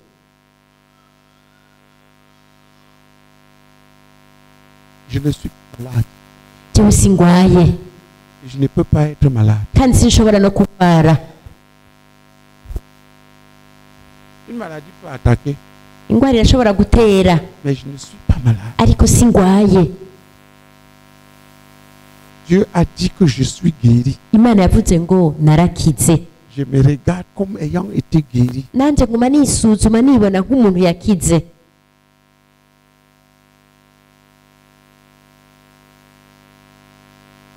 Je me mets à vous lire les promesses spécifiques de ce jeune. Hamwe notangura kubabwira ivyerano kanuni y'uko kwisonzesha, Vous serez très surpris. mwotangara cane gose. De moins en moins, Bigenda bigabanuka, ceux qui sont fidèles à ce que Dieu nous commande. Bigenda bigabanuka ku bantu bagabanye ku bantu babizigirwa ku vy'Imana itugera. Seront de moins en moins à la portée de l'ennemi. Ils seront de moins en moins atteints par l'ennemi. Bazogenda bike biba n'umugwa. Demande à Dieu, le doublement Usaba Imana ubwa mbere kugwizwa na kabiri de toi-même. kwawe wenyene ubwawe, Le doublement bwa kabiri kugwizwa na kabiri kw'ivyo uhembwa canke ivyo winjiza, pour ubwa pouvoir le gatatu servir amagara meza kugira ubikunde uyikorere selon qu'il est écrit. nk'uko vyanditse ngo Priez pendant ce jeûne muri kuno kwisonzesha uzosenge pour que tu sois en bonne santé, kugira ngo uzobe mu magara meza, afin de démontrer pendant chaque jour. Tu vas prier pour chaque jour. uzosengera umunsi umwe umwe Tu finis cette année. ukarangiza uyu mwaka, Que tu sois en bonne santé pendant la journée du... Aujourd'hui, kugira c'est le... ngube mu magara Demain, c'est meza. Demain c'est le 24. Hein? Pendant la journée du 4 octobre. Le 24. Le 24 octobre. Umunsi wa amasaha 24 itariki 24, Afin qu'il soit prouvé que par les meurtrissures de Jésus, tu as été guéri. kugira ngo bize bigaragare ko mu micishago ya Yesu wakize. Ce sujet a été sorti. Uyo mutwaro barawanditse. Tu comprends? Inde ariko arabitahura. Qu'est-ce que tu vises? Mbega wowe utumbereye iki? La bonne santé pour pouvoir Amagara meza kugira ngo multiplier. Maintenant, ushobore kugwizwa. vois le mavocatier Subira kandi uraba ya mavoka qui est tombé malade. amwe yagwara. Qu'est-ce qui va arriver aux fruits? Mbega ivyamwa bica bishikirwa n'iki? Hein? Ils deviennent malades. Les fleurs vont tomber avant que ce ne soit de fruits. Amashugwe azoca hunguruka imbere yuko avamwo ivyamwa. Tu comprends ça? Ninde bitahura? Tu dois travailler là-dessus. Uteza kubikorerako. Et si tu as maladie, brise les joues. Ari ingwara urwaragurika canjagura iyo ngogo. Et Dieu nous a oint pour briser les joues. Et les corons Kandi Imana sont pour briser les joues. Il n'y a pas que les joues de péché. Ingogo nuko kwisonzesha kw'imisi 40 nuko kucanjagura ingogo. Il y a les joues de maladie. Harabaho ingogo z'ingwara. Il y a des gens qui sont sous les joues de maladie. Hari abantu bari musi y'ingogo y'ingwara. Je priais avec Dieu sur ce sujet. Nariko ndasenga Imana hamwe kuri iyi mitwaro.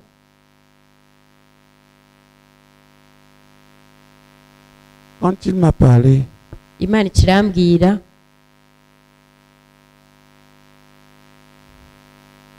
de traiter avec lui pour 10 ans sans maladie. kugira ngo tuvugane nayo kubu nzomara imyaka 10 ntagwaye. Le problème c'est que Ingorane nuko je vais vivre long. Je vais vivre long. nzobaho ndamba. Et je ne blague pas. Kandi nta nkuru zirimwo. Je vais voir les canaux que j'ai préparés. Nzokwibonera n'amaso yanje Faire tout ce que Dieu nous dit là. ya mihora nategura kugira ngo ibeho mu vyo Imana yatugeze. Aho sije nzoba nkiriko ndakora. Hanyuma nce ngenda amahoro. Il m'a dit, tu te coucheras en paix. Imana ikimbwira ngo uzoryama usinzira amahoro. ivyo nta n'ivyo nari ntumbereye. Giro mwicanyu timwene data rondera Imana. Mwene data rondera Imana.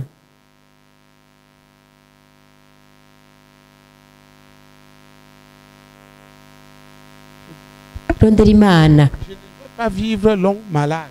Sinzoramba ngwaye. Igihe Imana yambwira imyaka 10 numva tutavyemeranije. Kuko myaka 10 gusa. Myaka 10 noba ndi ku myaka 75 gusa. Je vais vivre long. Kandi nshaka kuramba kurushaho. Yindi myaka mwumva no yikoze iki? Je nuko niko tuvugana n'Imana kandi mba ndi mukuri. Umpaye imyaka 10 gusa. Iyindi nayo mpaye yo gukora yo kubaho. Undetse mbeho ngo mbeho ngwaye. Gira uwo mwicanyu uti wowe so ntumuzi. Tuzi kuvugana nawe ngo niyo ngorane imwe gusa abizeye bafise.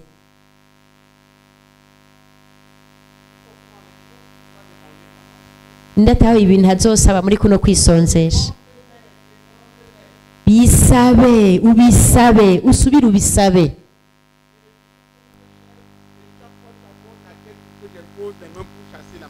Ntubeho nk'impene imisheshe wa muzi uteze umutwe ngo agusengere yirukana ingwara. Urashobora kwirukana ingwara. Ariko kwizera kwawe konyene niko kuzotuma umwami akuzigama. Nitaho. Aha ndiko ndabashikiriza imitwaro mikuru ku bwawe. Iyo ni mitwaro ndagufitiye. Kandi birakwiye ko nawe uyifise. Zosenga muri rusange. Tu as le devoir de prier pour toi-même et pour ta famille. Nawe ufise igikorwa cyo kwisengera wongera usengera umuryango wawe. Planifier de grandes choses. Ndashaka namwe mugira integuro z'ibintu binini. Je me suis donné une date. Narihaye itariki. Pour être à mesure. Kugira mbe shoboye d'investir 100 millions dans l'évangile. Gushira miliyoni 100 mu gikorwa c'Imana. Au trop tard, ce sera à la fin de cette phase. 5 ans. Ni vyateba cyane hazoba ari mu mpera y'iki kiringo turimwo. Planifier. Nawe tegekanya gira integuro. Dis à ton voisin, rôtis ton gibier, frère. Gira mwicanyu uti nutari inyama y'itso wahize mwene data. Je vais arriver chez vous. J'ai rôti mon gibier. Je le prie bien. Et je le mets au feu. Inyama z'ico nahize.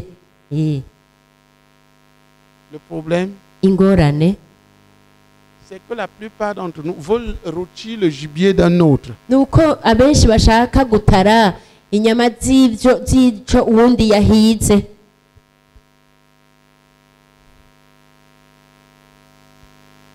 Si Dieu t'a donné, nimba Imana yaraguhaye,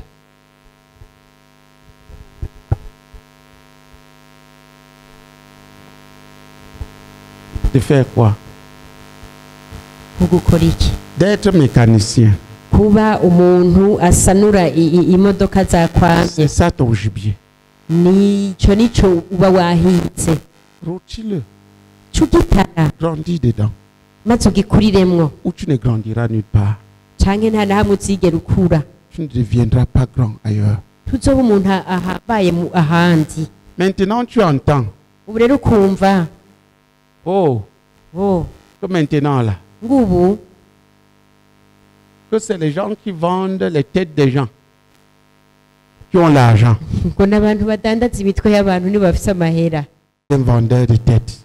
Wahinduka umuntu adandaza imitwe y'abantu. D'abord tu n'as pas les têtes à vendre. Il faudra que tu coupes la tienne propre pour vendre. Gambereho nta mitwe uzoronka udandaza.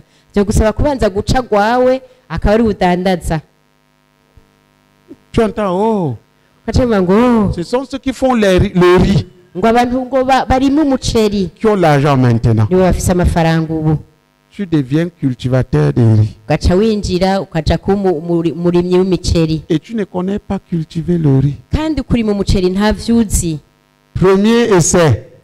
ukagerageza ubwa mbere Tu avais 2 millions, wari ufise miliyoni tu zibiri les perds. zose ukazitakaza On te dit le riz n'a pas été bien suivi, il n'a pas produit. bavuga ngo umuceri ntiwakurikiranywe neza ntiwamye C'est parce que tu veux rôtir le gibier d'un autre au lieu de rôtir ton propre gibier, ce que Dieu t'a donné. ni uko ushaka gutara inyama y'uwundi yahize aho gutara icyo wahize wowe nyene Tu es un convoiteur. uri umuntu afise urwifuzo rw'amaso Donne la valeur à ce que Dieu t'a donné. ha agaciro ivyo nyene imana yaguhaye Notre frère fait des boutures.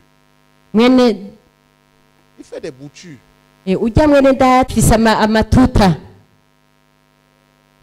Des boutures de myumbati. agira amatuta y'imyumbati Des patates. Ah, Il fait des millions. mu bijumba akurayo imiliyoni Il y a certains qui veulent gratter un peu ici, gratter un peu là, gratter, gratter, gratter. Est-ce abantu que tu es une bashaka souris? gukora kuri aka agakora kuri aka yakaza hariya mbega uri imbeba La souris va un peu, il mange un peu ici, tic, tic, tic, tic. Il parle, il imbeba mange, tic, tic, tic. icishikire cyose igenda irarya ko ijya ibintu byose umwanya umwe Demande à ton voisin, Parce est-ce que- que tu es le mbeba? bazi uwo mwegeranye uti mbega uri imbeba Pourquoi tu t'agites dans les affaires? kubera iki utagira uburagamo mu vyashara Le frère a pris la comptabilité. mwene data uyu ni umukontabure Il est resté dedans. yabigumyemwo abishingwamwo ubu yaramamaye Les gens lui font confiance. abantu baramwizigira Il est devenu grand dedans. yabikuriyemwe aba umuntu akomeye S'il te plaît, va voir son bureau. ndagusabye uze ugende umunsi umwe kuraba ibiro vyiwe Par la grâce de Dieu, kubw'ubuntu bw'imana il a produit déjà un fruit. aramaze kwama icamwa Applaudissons pour Jésus. nimukomere amashi umwami Il a yesu formé, yaramwigishije fait son fruit. uri camwa ciwe Devient comme. nawe urahinduka nkawe Qui comprend ce que je suis en train de dire? ninde atawe ivyo ndiko ndababwira C'est ça le pastorat. nivyo bita ubwungere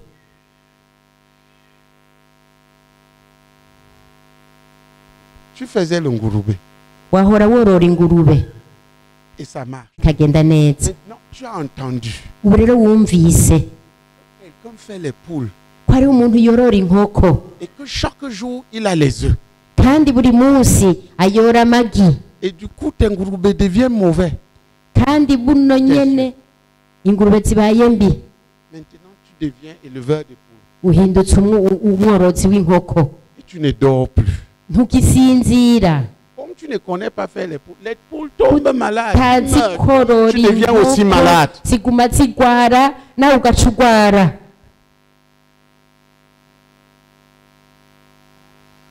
Tu ne restes pas dans ce que Dieu t'a donné. Tu convoites à gauche, tu convoites à droite. uguma mu vy'imana yaguhaye uguma wifuza biriya ukifuza na biriya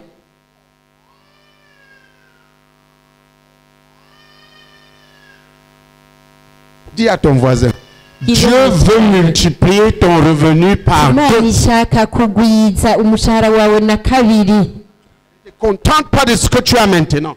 nturindire ivyo udafise ubu Toi, haguruka pose-toi en barara maze uce ushingwa imbarara comme quelqu'un nk'umuntu qui va porter l'Ouganda avec. umuntu azoterura uganda La base, tu l'as.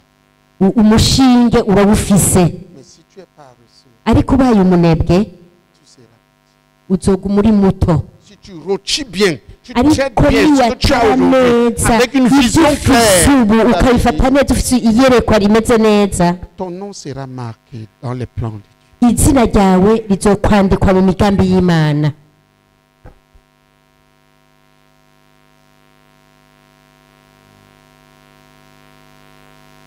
Demande à ton voisin, Dieu t'a donné quoi? Il y a des gens qui disent que Dieu ne les a rien donné. Quel est le gibier que Dieu t'a donné?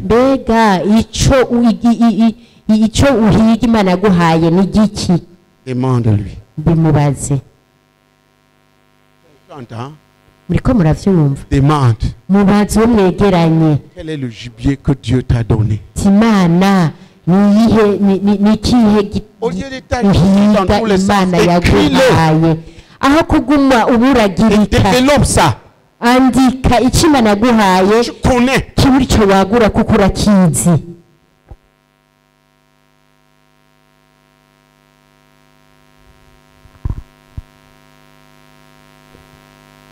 Tu es mécanicien.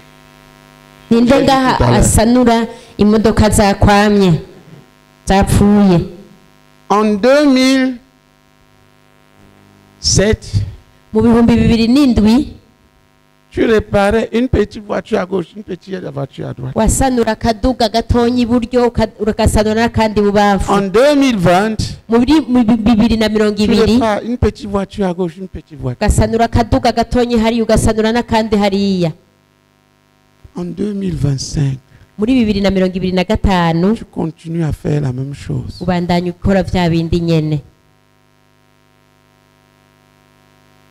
Tu es un paresseux qui n'a pas rôti son gibier.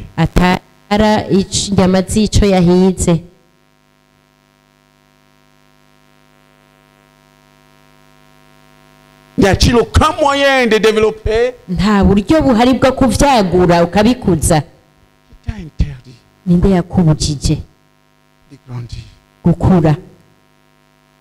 Dieu en a besoin. Vous voyez, j'entre dans les choses terre à terre pour montrer aux frères qu'on peut partir de zéro. Dieu m'avait parlé de 3 domaines. Un domaine,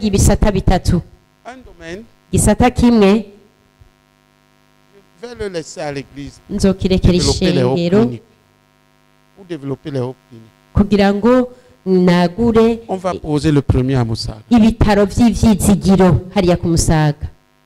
L'argent pour redémarrer, pour redémarrer le bâtiment et l'achever est là. Amafaranga yo kwitanguza no kugira inyubakwa arahari ariko mu kurindira ko biba il y aura l'autre à Gitega. Hazobaho n'ibindi bitaro Igitega. Comme ça, personne ne va nous dire que nous ne produisons pas. Gutyo nta muntu azosubira kutubwira. Il devrait avoir l'autre en Ngozi. Nta bintu vy'imibano tukora. Hazobaho n'ibindi bitaro Ingozi. Le terrain est là. Amatongo arahari. Il suffit de bien l'exploiter. Nukuyakoresha neza gusa. C'est les 3 domaines. Ivyo bisata bitatu. L'habitation, buraro, la nourriture, imfungurwa, la santé. N'amagara meza. La plupart d'entre nous méprisent abenshi muri twebwe barasuzugura la production de la nourriture. Ibijanye n'uburimyi. Je suis entré dans la construction. Jewe ninjiye mu nyubako à partir de 0 francs. Mpereye kubusa bw'amafaranga. C'est ça qui produit maintenant ce que je dis. Nubu nivyo biriko birazana ayo ndiko ndababwira. Comme les gens refusent d'entrer dans l'agriculture et l'élevage, je vais entrer dans l'élevage. Ko abantu banka kwinjira mu burimyi n'ubworozi, jewe ngiye kwinjira. Je prépare. Uburimyi ndabitegura. Je vais commencer avec ce que les gens ne veulent pas entendre mais qu'ils aiment manger, le ngurube. Ngiye mbworozi ngiye gutangurira ku vyo abantu badashaka kumva ariko bakunda gufungura ingurube. Aime manger le ngurube. Nindakunda gufungura ingurube. Lève la main. Nakiriza ukuboko. Très bien. Neza cyane. Tu as combien d'ingurube? None ufise ingurube zingahe? Je démarre. Ngiye gutangura. D'ici la fin, une seule vache. Yari afise agaka kamwe. Kinyankole. Comment? Une vache kirundi. Danka z'ikirundi. qui est maigre comme ça, konze kananutse avec des longues côtes. n'ibihembe gusa biyiremereye.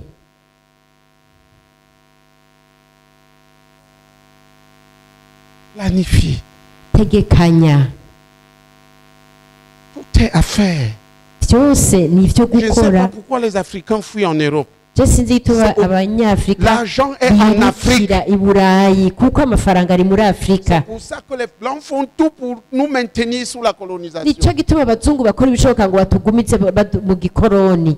Vous fuyez l'argent pour courir à Dubaï. Mwiruka amafaranga ari mu Burundi mukaja i Dubai.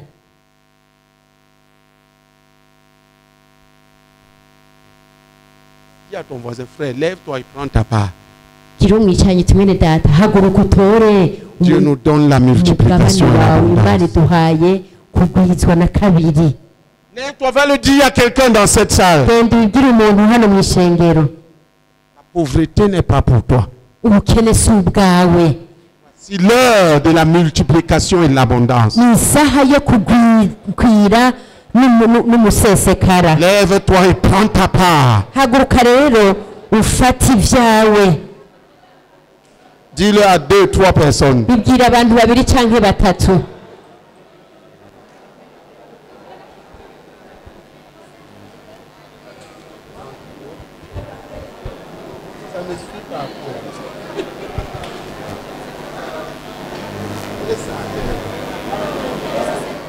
Que Dieu te conduise à rôtir ce Imana gibier, kurongorere gutara inyama yicuzo wahize. à développer Ni kuvuga ngo kwagura et à tirer le meilleur de ce qu'il t'a donné pour le royaume. no gukuramwo vyiza bishoboka kubw'ubwawe bw'Imana. Lève-toi, Haguruka priez, uraza gusenga stop, kandi usenga pendant 2 udahagarika minutes. iminota ibiri yose uriko urasenga. Te conduise Imana ikurongore à rôtir ton gibier sans paresse. kurongorere ko gutara inyama yicuzo wahize À développer atabinebwe. cette chose que Dieu t'a donnée. Ico kintu Imana yaguhaye igukuze ucagure Pour en faire quelque chose de massif. kugira ngo ugihindure ikintu kinini cyane. Tu pries. Usenge Si c'est une chose, si c'est un gibier, si ari c'est 2 ikintu gibiers, kimwe ari bibiri byose ubisengere. prions. Dusenge twese.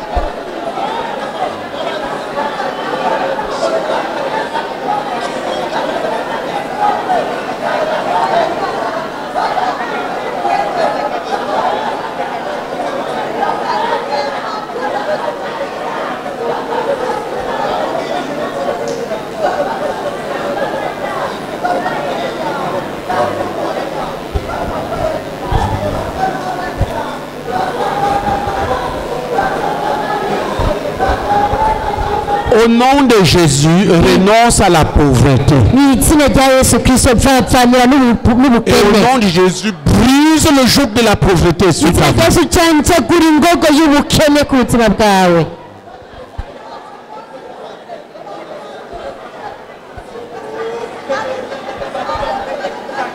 Kasabakatore kabakatore la kabaka. Ngobakatore kabakatore la kabaka. Sabakatore kabakatore la kabaka. Sabakatore ba shata raka kata. Ngobakatore kabakatore la kabakatore. Dieu t'accorde une vision claire Senga kugira ngo Imana iguhezagize iyerekwa ritomoye. de ce que tu dois développer Vy'ibyo utegerezwa gukuza no kwagura. et de comment tu vas le développer N'ingene uzobikuza ukavyagura. pour atteindre les objectifs financiers. Kugira ngo ushikire ihangiro zawe z'ubutunzi. Prions ensemble. Dusenge twese.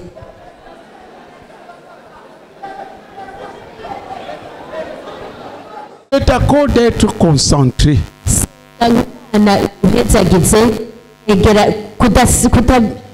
Et de ne pas te disperser dans 1000 projets parce que celui-ci vient et dit à gauche, l'autre.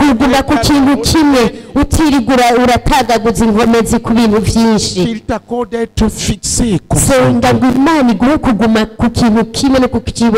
sur ce qu'il t'a donné afin de lui donner de la valeur.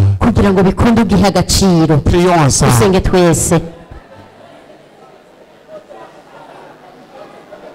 Partenaire, tu pries avec lui pour que Dieu dans sa grâce fasse entrer chacun saint parmi nous dans la bénédiction de la multiplication par 2 pour les 2 ans qu'il nous a donné. Prions ensemble.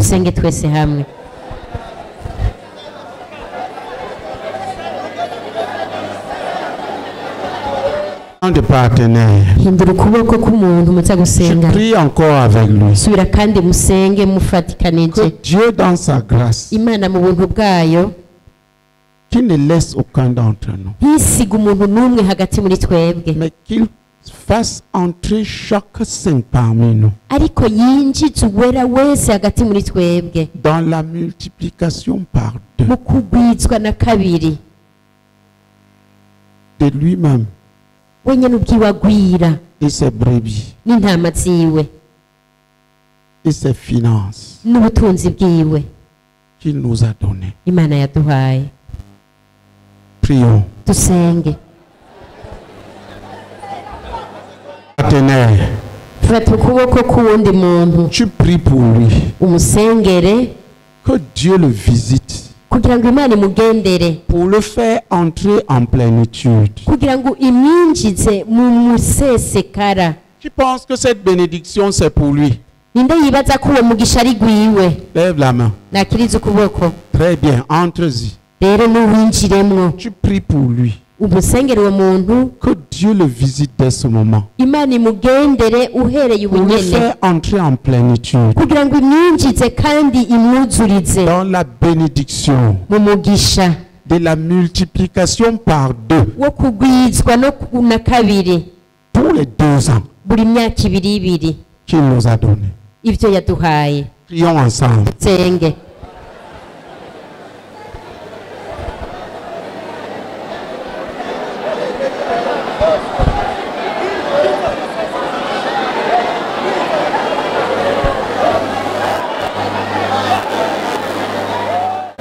Change de partenaire.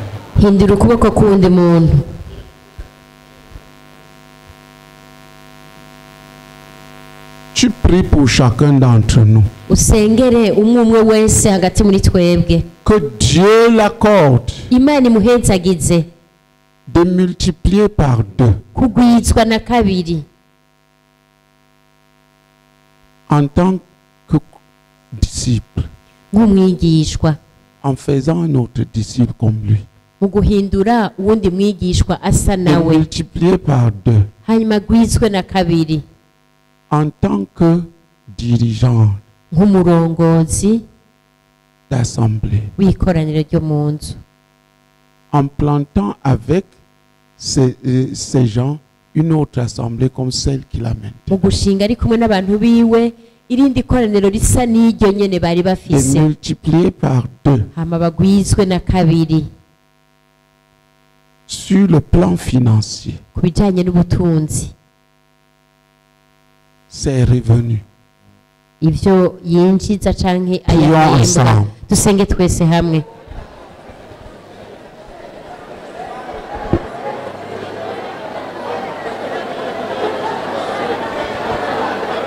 Partenaire.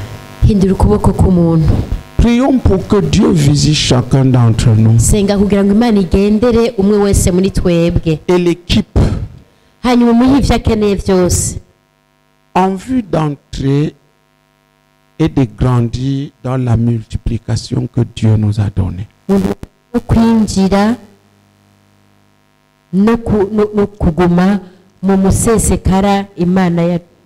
multiplication par 2. mu kugwizwa na kabiri Imana yaduhaye Tous les 2 ans buri myaka ibiri que Dieu nous a donné. Imana yaduhaye. Prions ensemble. Dusenge twese.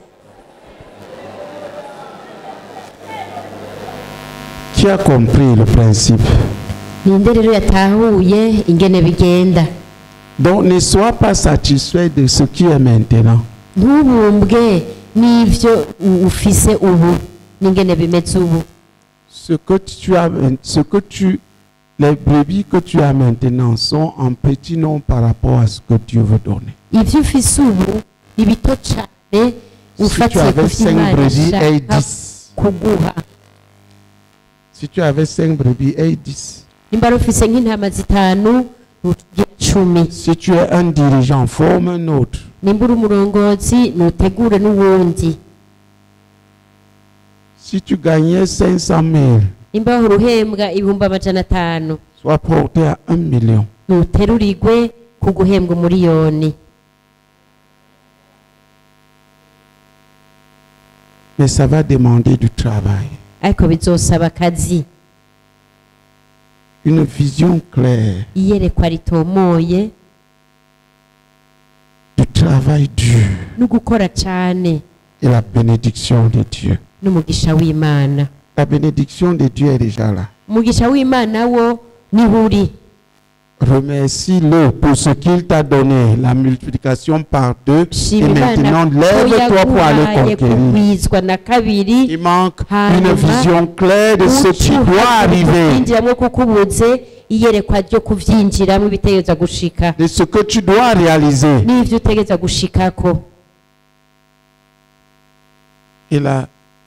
Et le travail dur. Vous voyez? Ne travaille pas dur.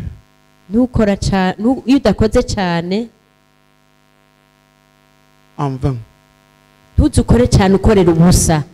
J'étais à Koumé.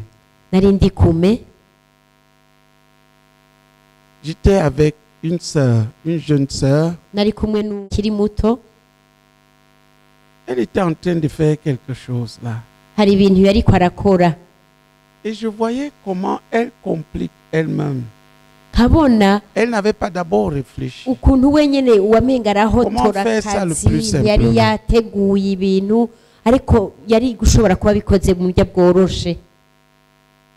À un moment donné, je lui ai dit, attends. Pourquoi tu ne fais pas comme ça? Elle-même, elle a regardé. Et elle a dit, là où il manque la tête, le corps travaille beaucoup. Pour rien. Vous comprenez? Là où il manque la tête, le corps travaille beaucoup pour rien. Certains font des efforts pour rien. Chacun de mes efforts est calculé, supposé, dosé pour atteindre un but. Je ne peux même pas me permettre de gaspiller mes efforts. Il y a tellement de choses. J'ai 7 domaines. Lorsque la tête ne réfléchit pas, le corps travaille dur en vain. Dis ça à ton voisin. Lorsque la tête ne réfléchit pas, le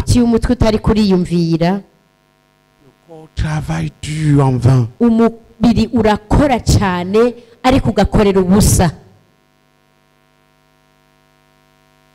Regardez. Ce n'est pas les gens dont le corps travaille dur qui sont les plus riches.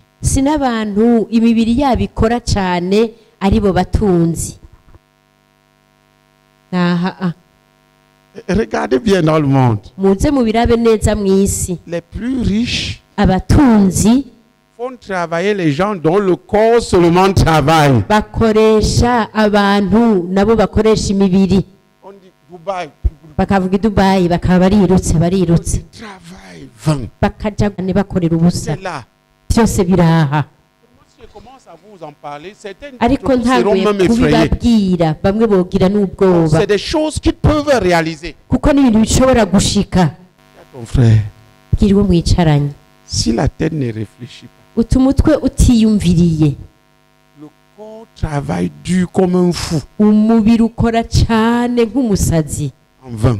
kandi ugakorera ubusa. Regarde, raba un frère qui travaille dans la... fata nka mwene data akora mu bwubako, Dis-lui, frère, uca umubwira uti mwene data, je veux enlever ce poteau. uti iyi poto nshaka kuyishingura. Il va te dire, attends, aca akubwira ati rindira je vais chercher le marteau masse. ngira nje kurondera ca cuma rurangiza. akamara umunsi wose ariko aricira kino cuma akazunguruka yicira icuma. Moi, je pars. je ngaca ngenda Je prends la mêleuse. ngaca mfata imereze Bring, pam. akagisena kikaba kiraguye, Terminé. bikaba birahetse, L'affaire. bikaba vyatunganye. Qui comprend? ninde ariko arabitahura? Dis à ton voisin la tête. gira mwicaranye uti umutwe Réfléchis sur ce que tu veux faire. iyumvire ku vyo ugiye gukora, Vois comment le faire uze urabe n'ingene uzobikora. de la bonne manière. nibwo buryo bwiza Puis travaille. bwo gukora. Certains d'entre nous se voient comme leur ancêtre. bamwe muri twebwe baguma biraba nka basogokuruza babo, Comme son ancêtre avait la roue, la petite roue que les Barundi ont. ko La basogokuru roue de la paresse. ko sogokuru wiwe yari afise ka gafuni. amasuka mu Burundi ni n'amasuka y'ubunebwe. Chez moi, quelqu'un qui veut travailler ne peut pas avoir la petite iwacu umuntu ashaka kurima ntafata akajya gafuni ugahagarara ugatuma hasi. roue. Je te présente la roue de chez moi. ndakweretse isuka bacu kuko nanjye narikoresheje. Tiens là. muhagarara gutya ukunda mukagira Tu vas voir les champs sortir. ubona imirima yose irimye. Le Murundi, il vient avec la petite roue. umurundi azana ka kasuka gatonyi k'ubunebwe akadoda doda akadoda adoda.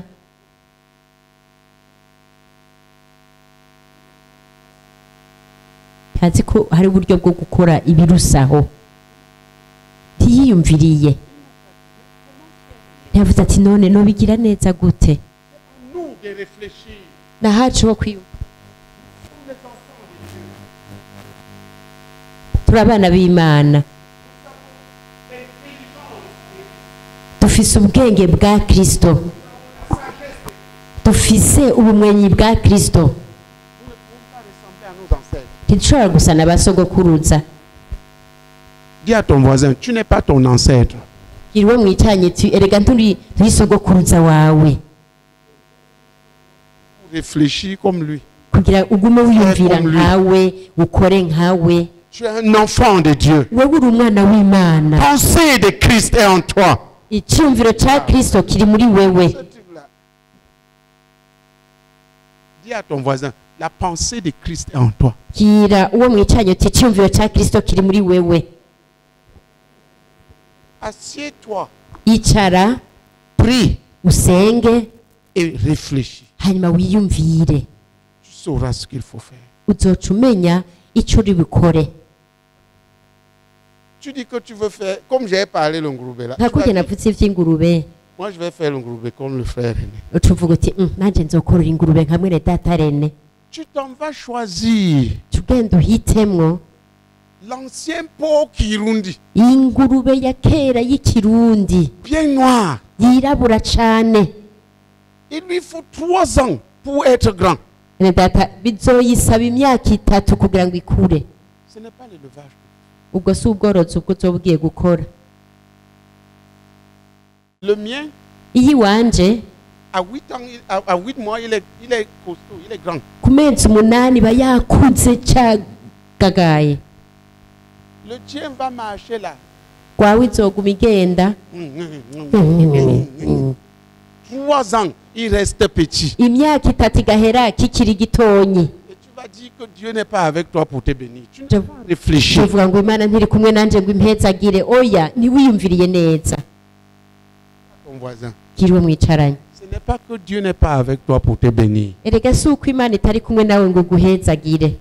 C'est que Dieu ne dit pas l'imbécilité et la paresse. Nuko Imana idahezagira ubujuju n'ubunebwe.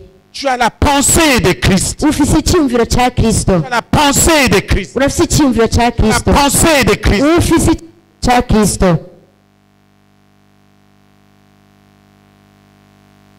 Qui comprend ce que je suis en train de dire? Ndatawe ivyo ndiko ndababwira. Il faut que tu prennes conscience Birakwiye kumenya que neza la pensée de Christ t'habite. ko icyumviro cya Kristo kiri muri wewe. Ce n'est pas pour demeurer dans les petites choses. Si ukugira ngo ugume mu tuntu Mon ancêtre. duto cyane nk'utwabasogokuruza banyu. Mon ancêtre avait une poule kirundi. Sogokuruza wanyu yari afise inkoko y'ikirundi. Et les œufs, on les mangeait en Noël. Kandi amagi bayarya ku munsi mukuru wa Noeli.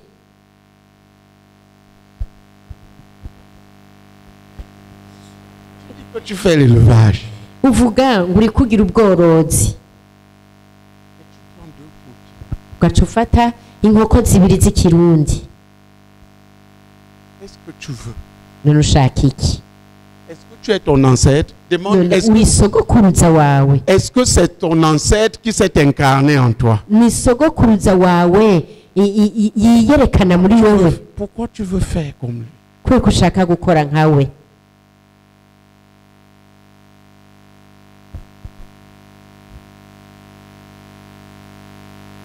Dis, au nom de Jésus, Suramuti mu izina rya Yesu. je renonce à la pensée de la pauvreté. Ndapfapfanye n'ivyiyumviro vy'ubukene. Et je proclame Kandi ndatuye que l'Esprit de Dieu est en moi pour renouveler mon intelligence. ko mpemu wa Kristo ari muri jewe kugira ngo anagure ubwenge bwanje. Et je sais que la pensée de Christ est en moi. Kandi ndazi ko icyumviro cya Kristo kiba muri jewe. Au nom de Jésus. Mu izina rya Yesu. Ceux qui veulent prier, Abashaka gusenga vous alignez ici et ici. nimuze et priez. mutonde ngaha mutonde n'aha hose mutonde musenge. Un après l'autre. Muze murakurikirana umwe ku wundi. data turagutakambiye mwami dushoboze gutwinjiza mwami muri iyi ntumbero mwami Yesu yo gutara icyo duhize mwami Yesu Kristo turagwinginze ngo ivyumviro vyacu ubugombe bwacu ibishika vyacu tinjiye mu gukora cyane mu izina rya Yesu Kristo. Amen. Mu izina rya Yesu Kristo turakwinginze ngo tugendere papa, ugendere uwera wese papa, kuko ivyiyumviro vya Kristo biri muri twebwe, ubwenge bwa Kristo buri muri twebwe. Dushoboze papa, dushoboze papa, dushoboze guproduce ibintu bikomakomeye, uturinde ubunebwe, uturinde imbesirite z'ubunebwe, uturinde imbesirite de la paresse Seigneur, kuko nizo bitubuza gukora, nizo bitubuza penser de Christ agir. Au nom de Jésus Christ. Amen. Data turagushimira na Yesu Kristo ndasenga ndagushimira cyane ko unahuje kuri uyu mugoroba ko iyo ntakoresheje umutwe wanje ari umubiri uharuhira.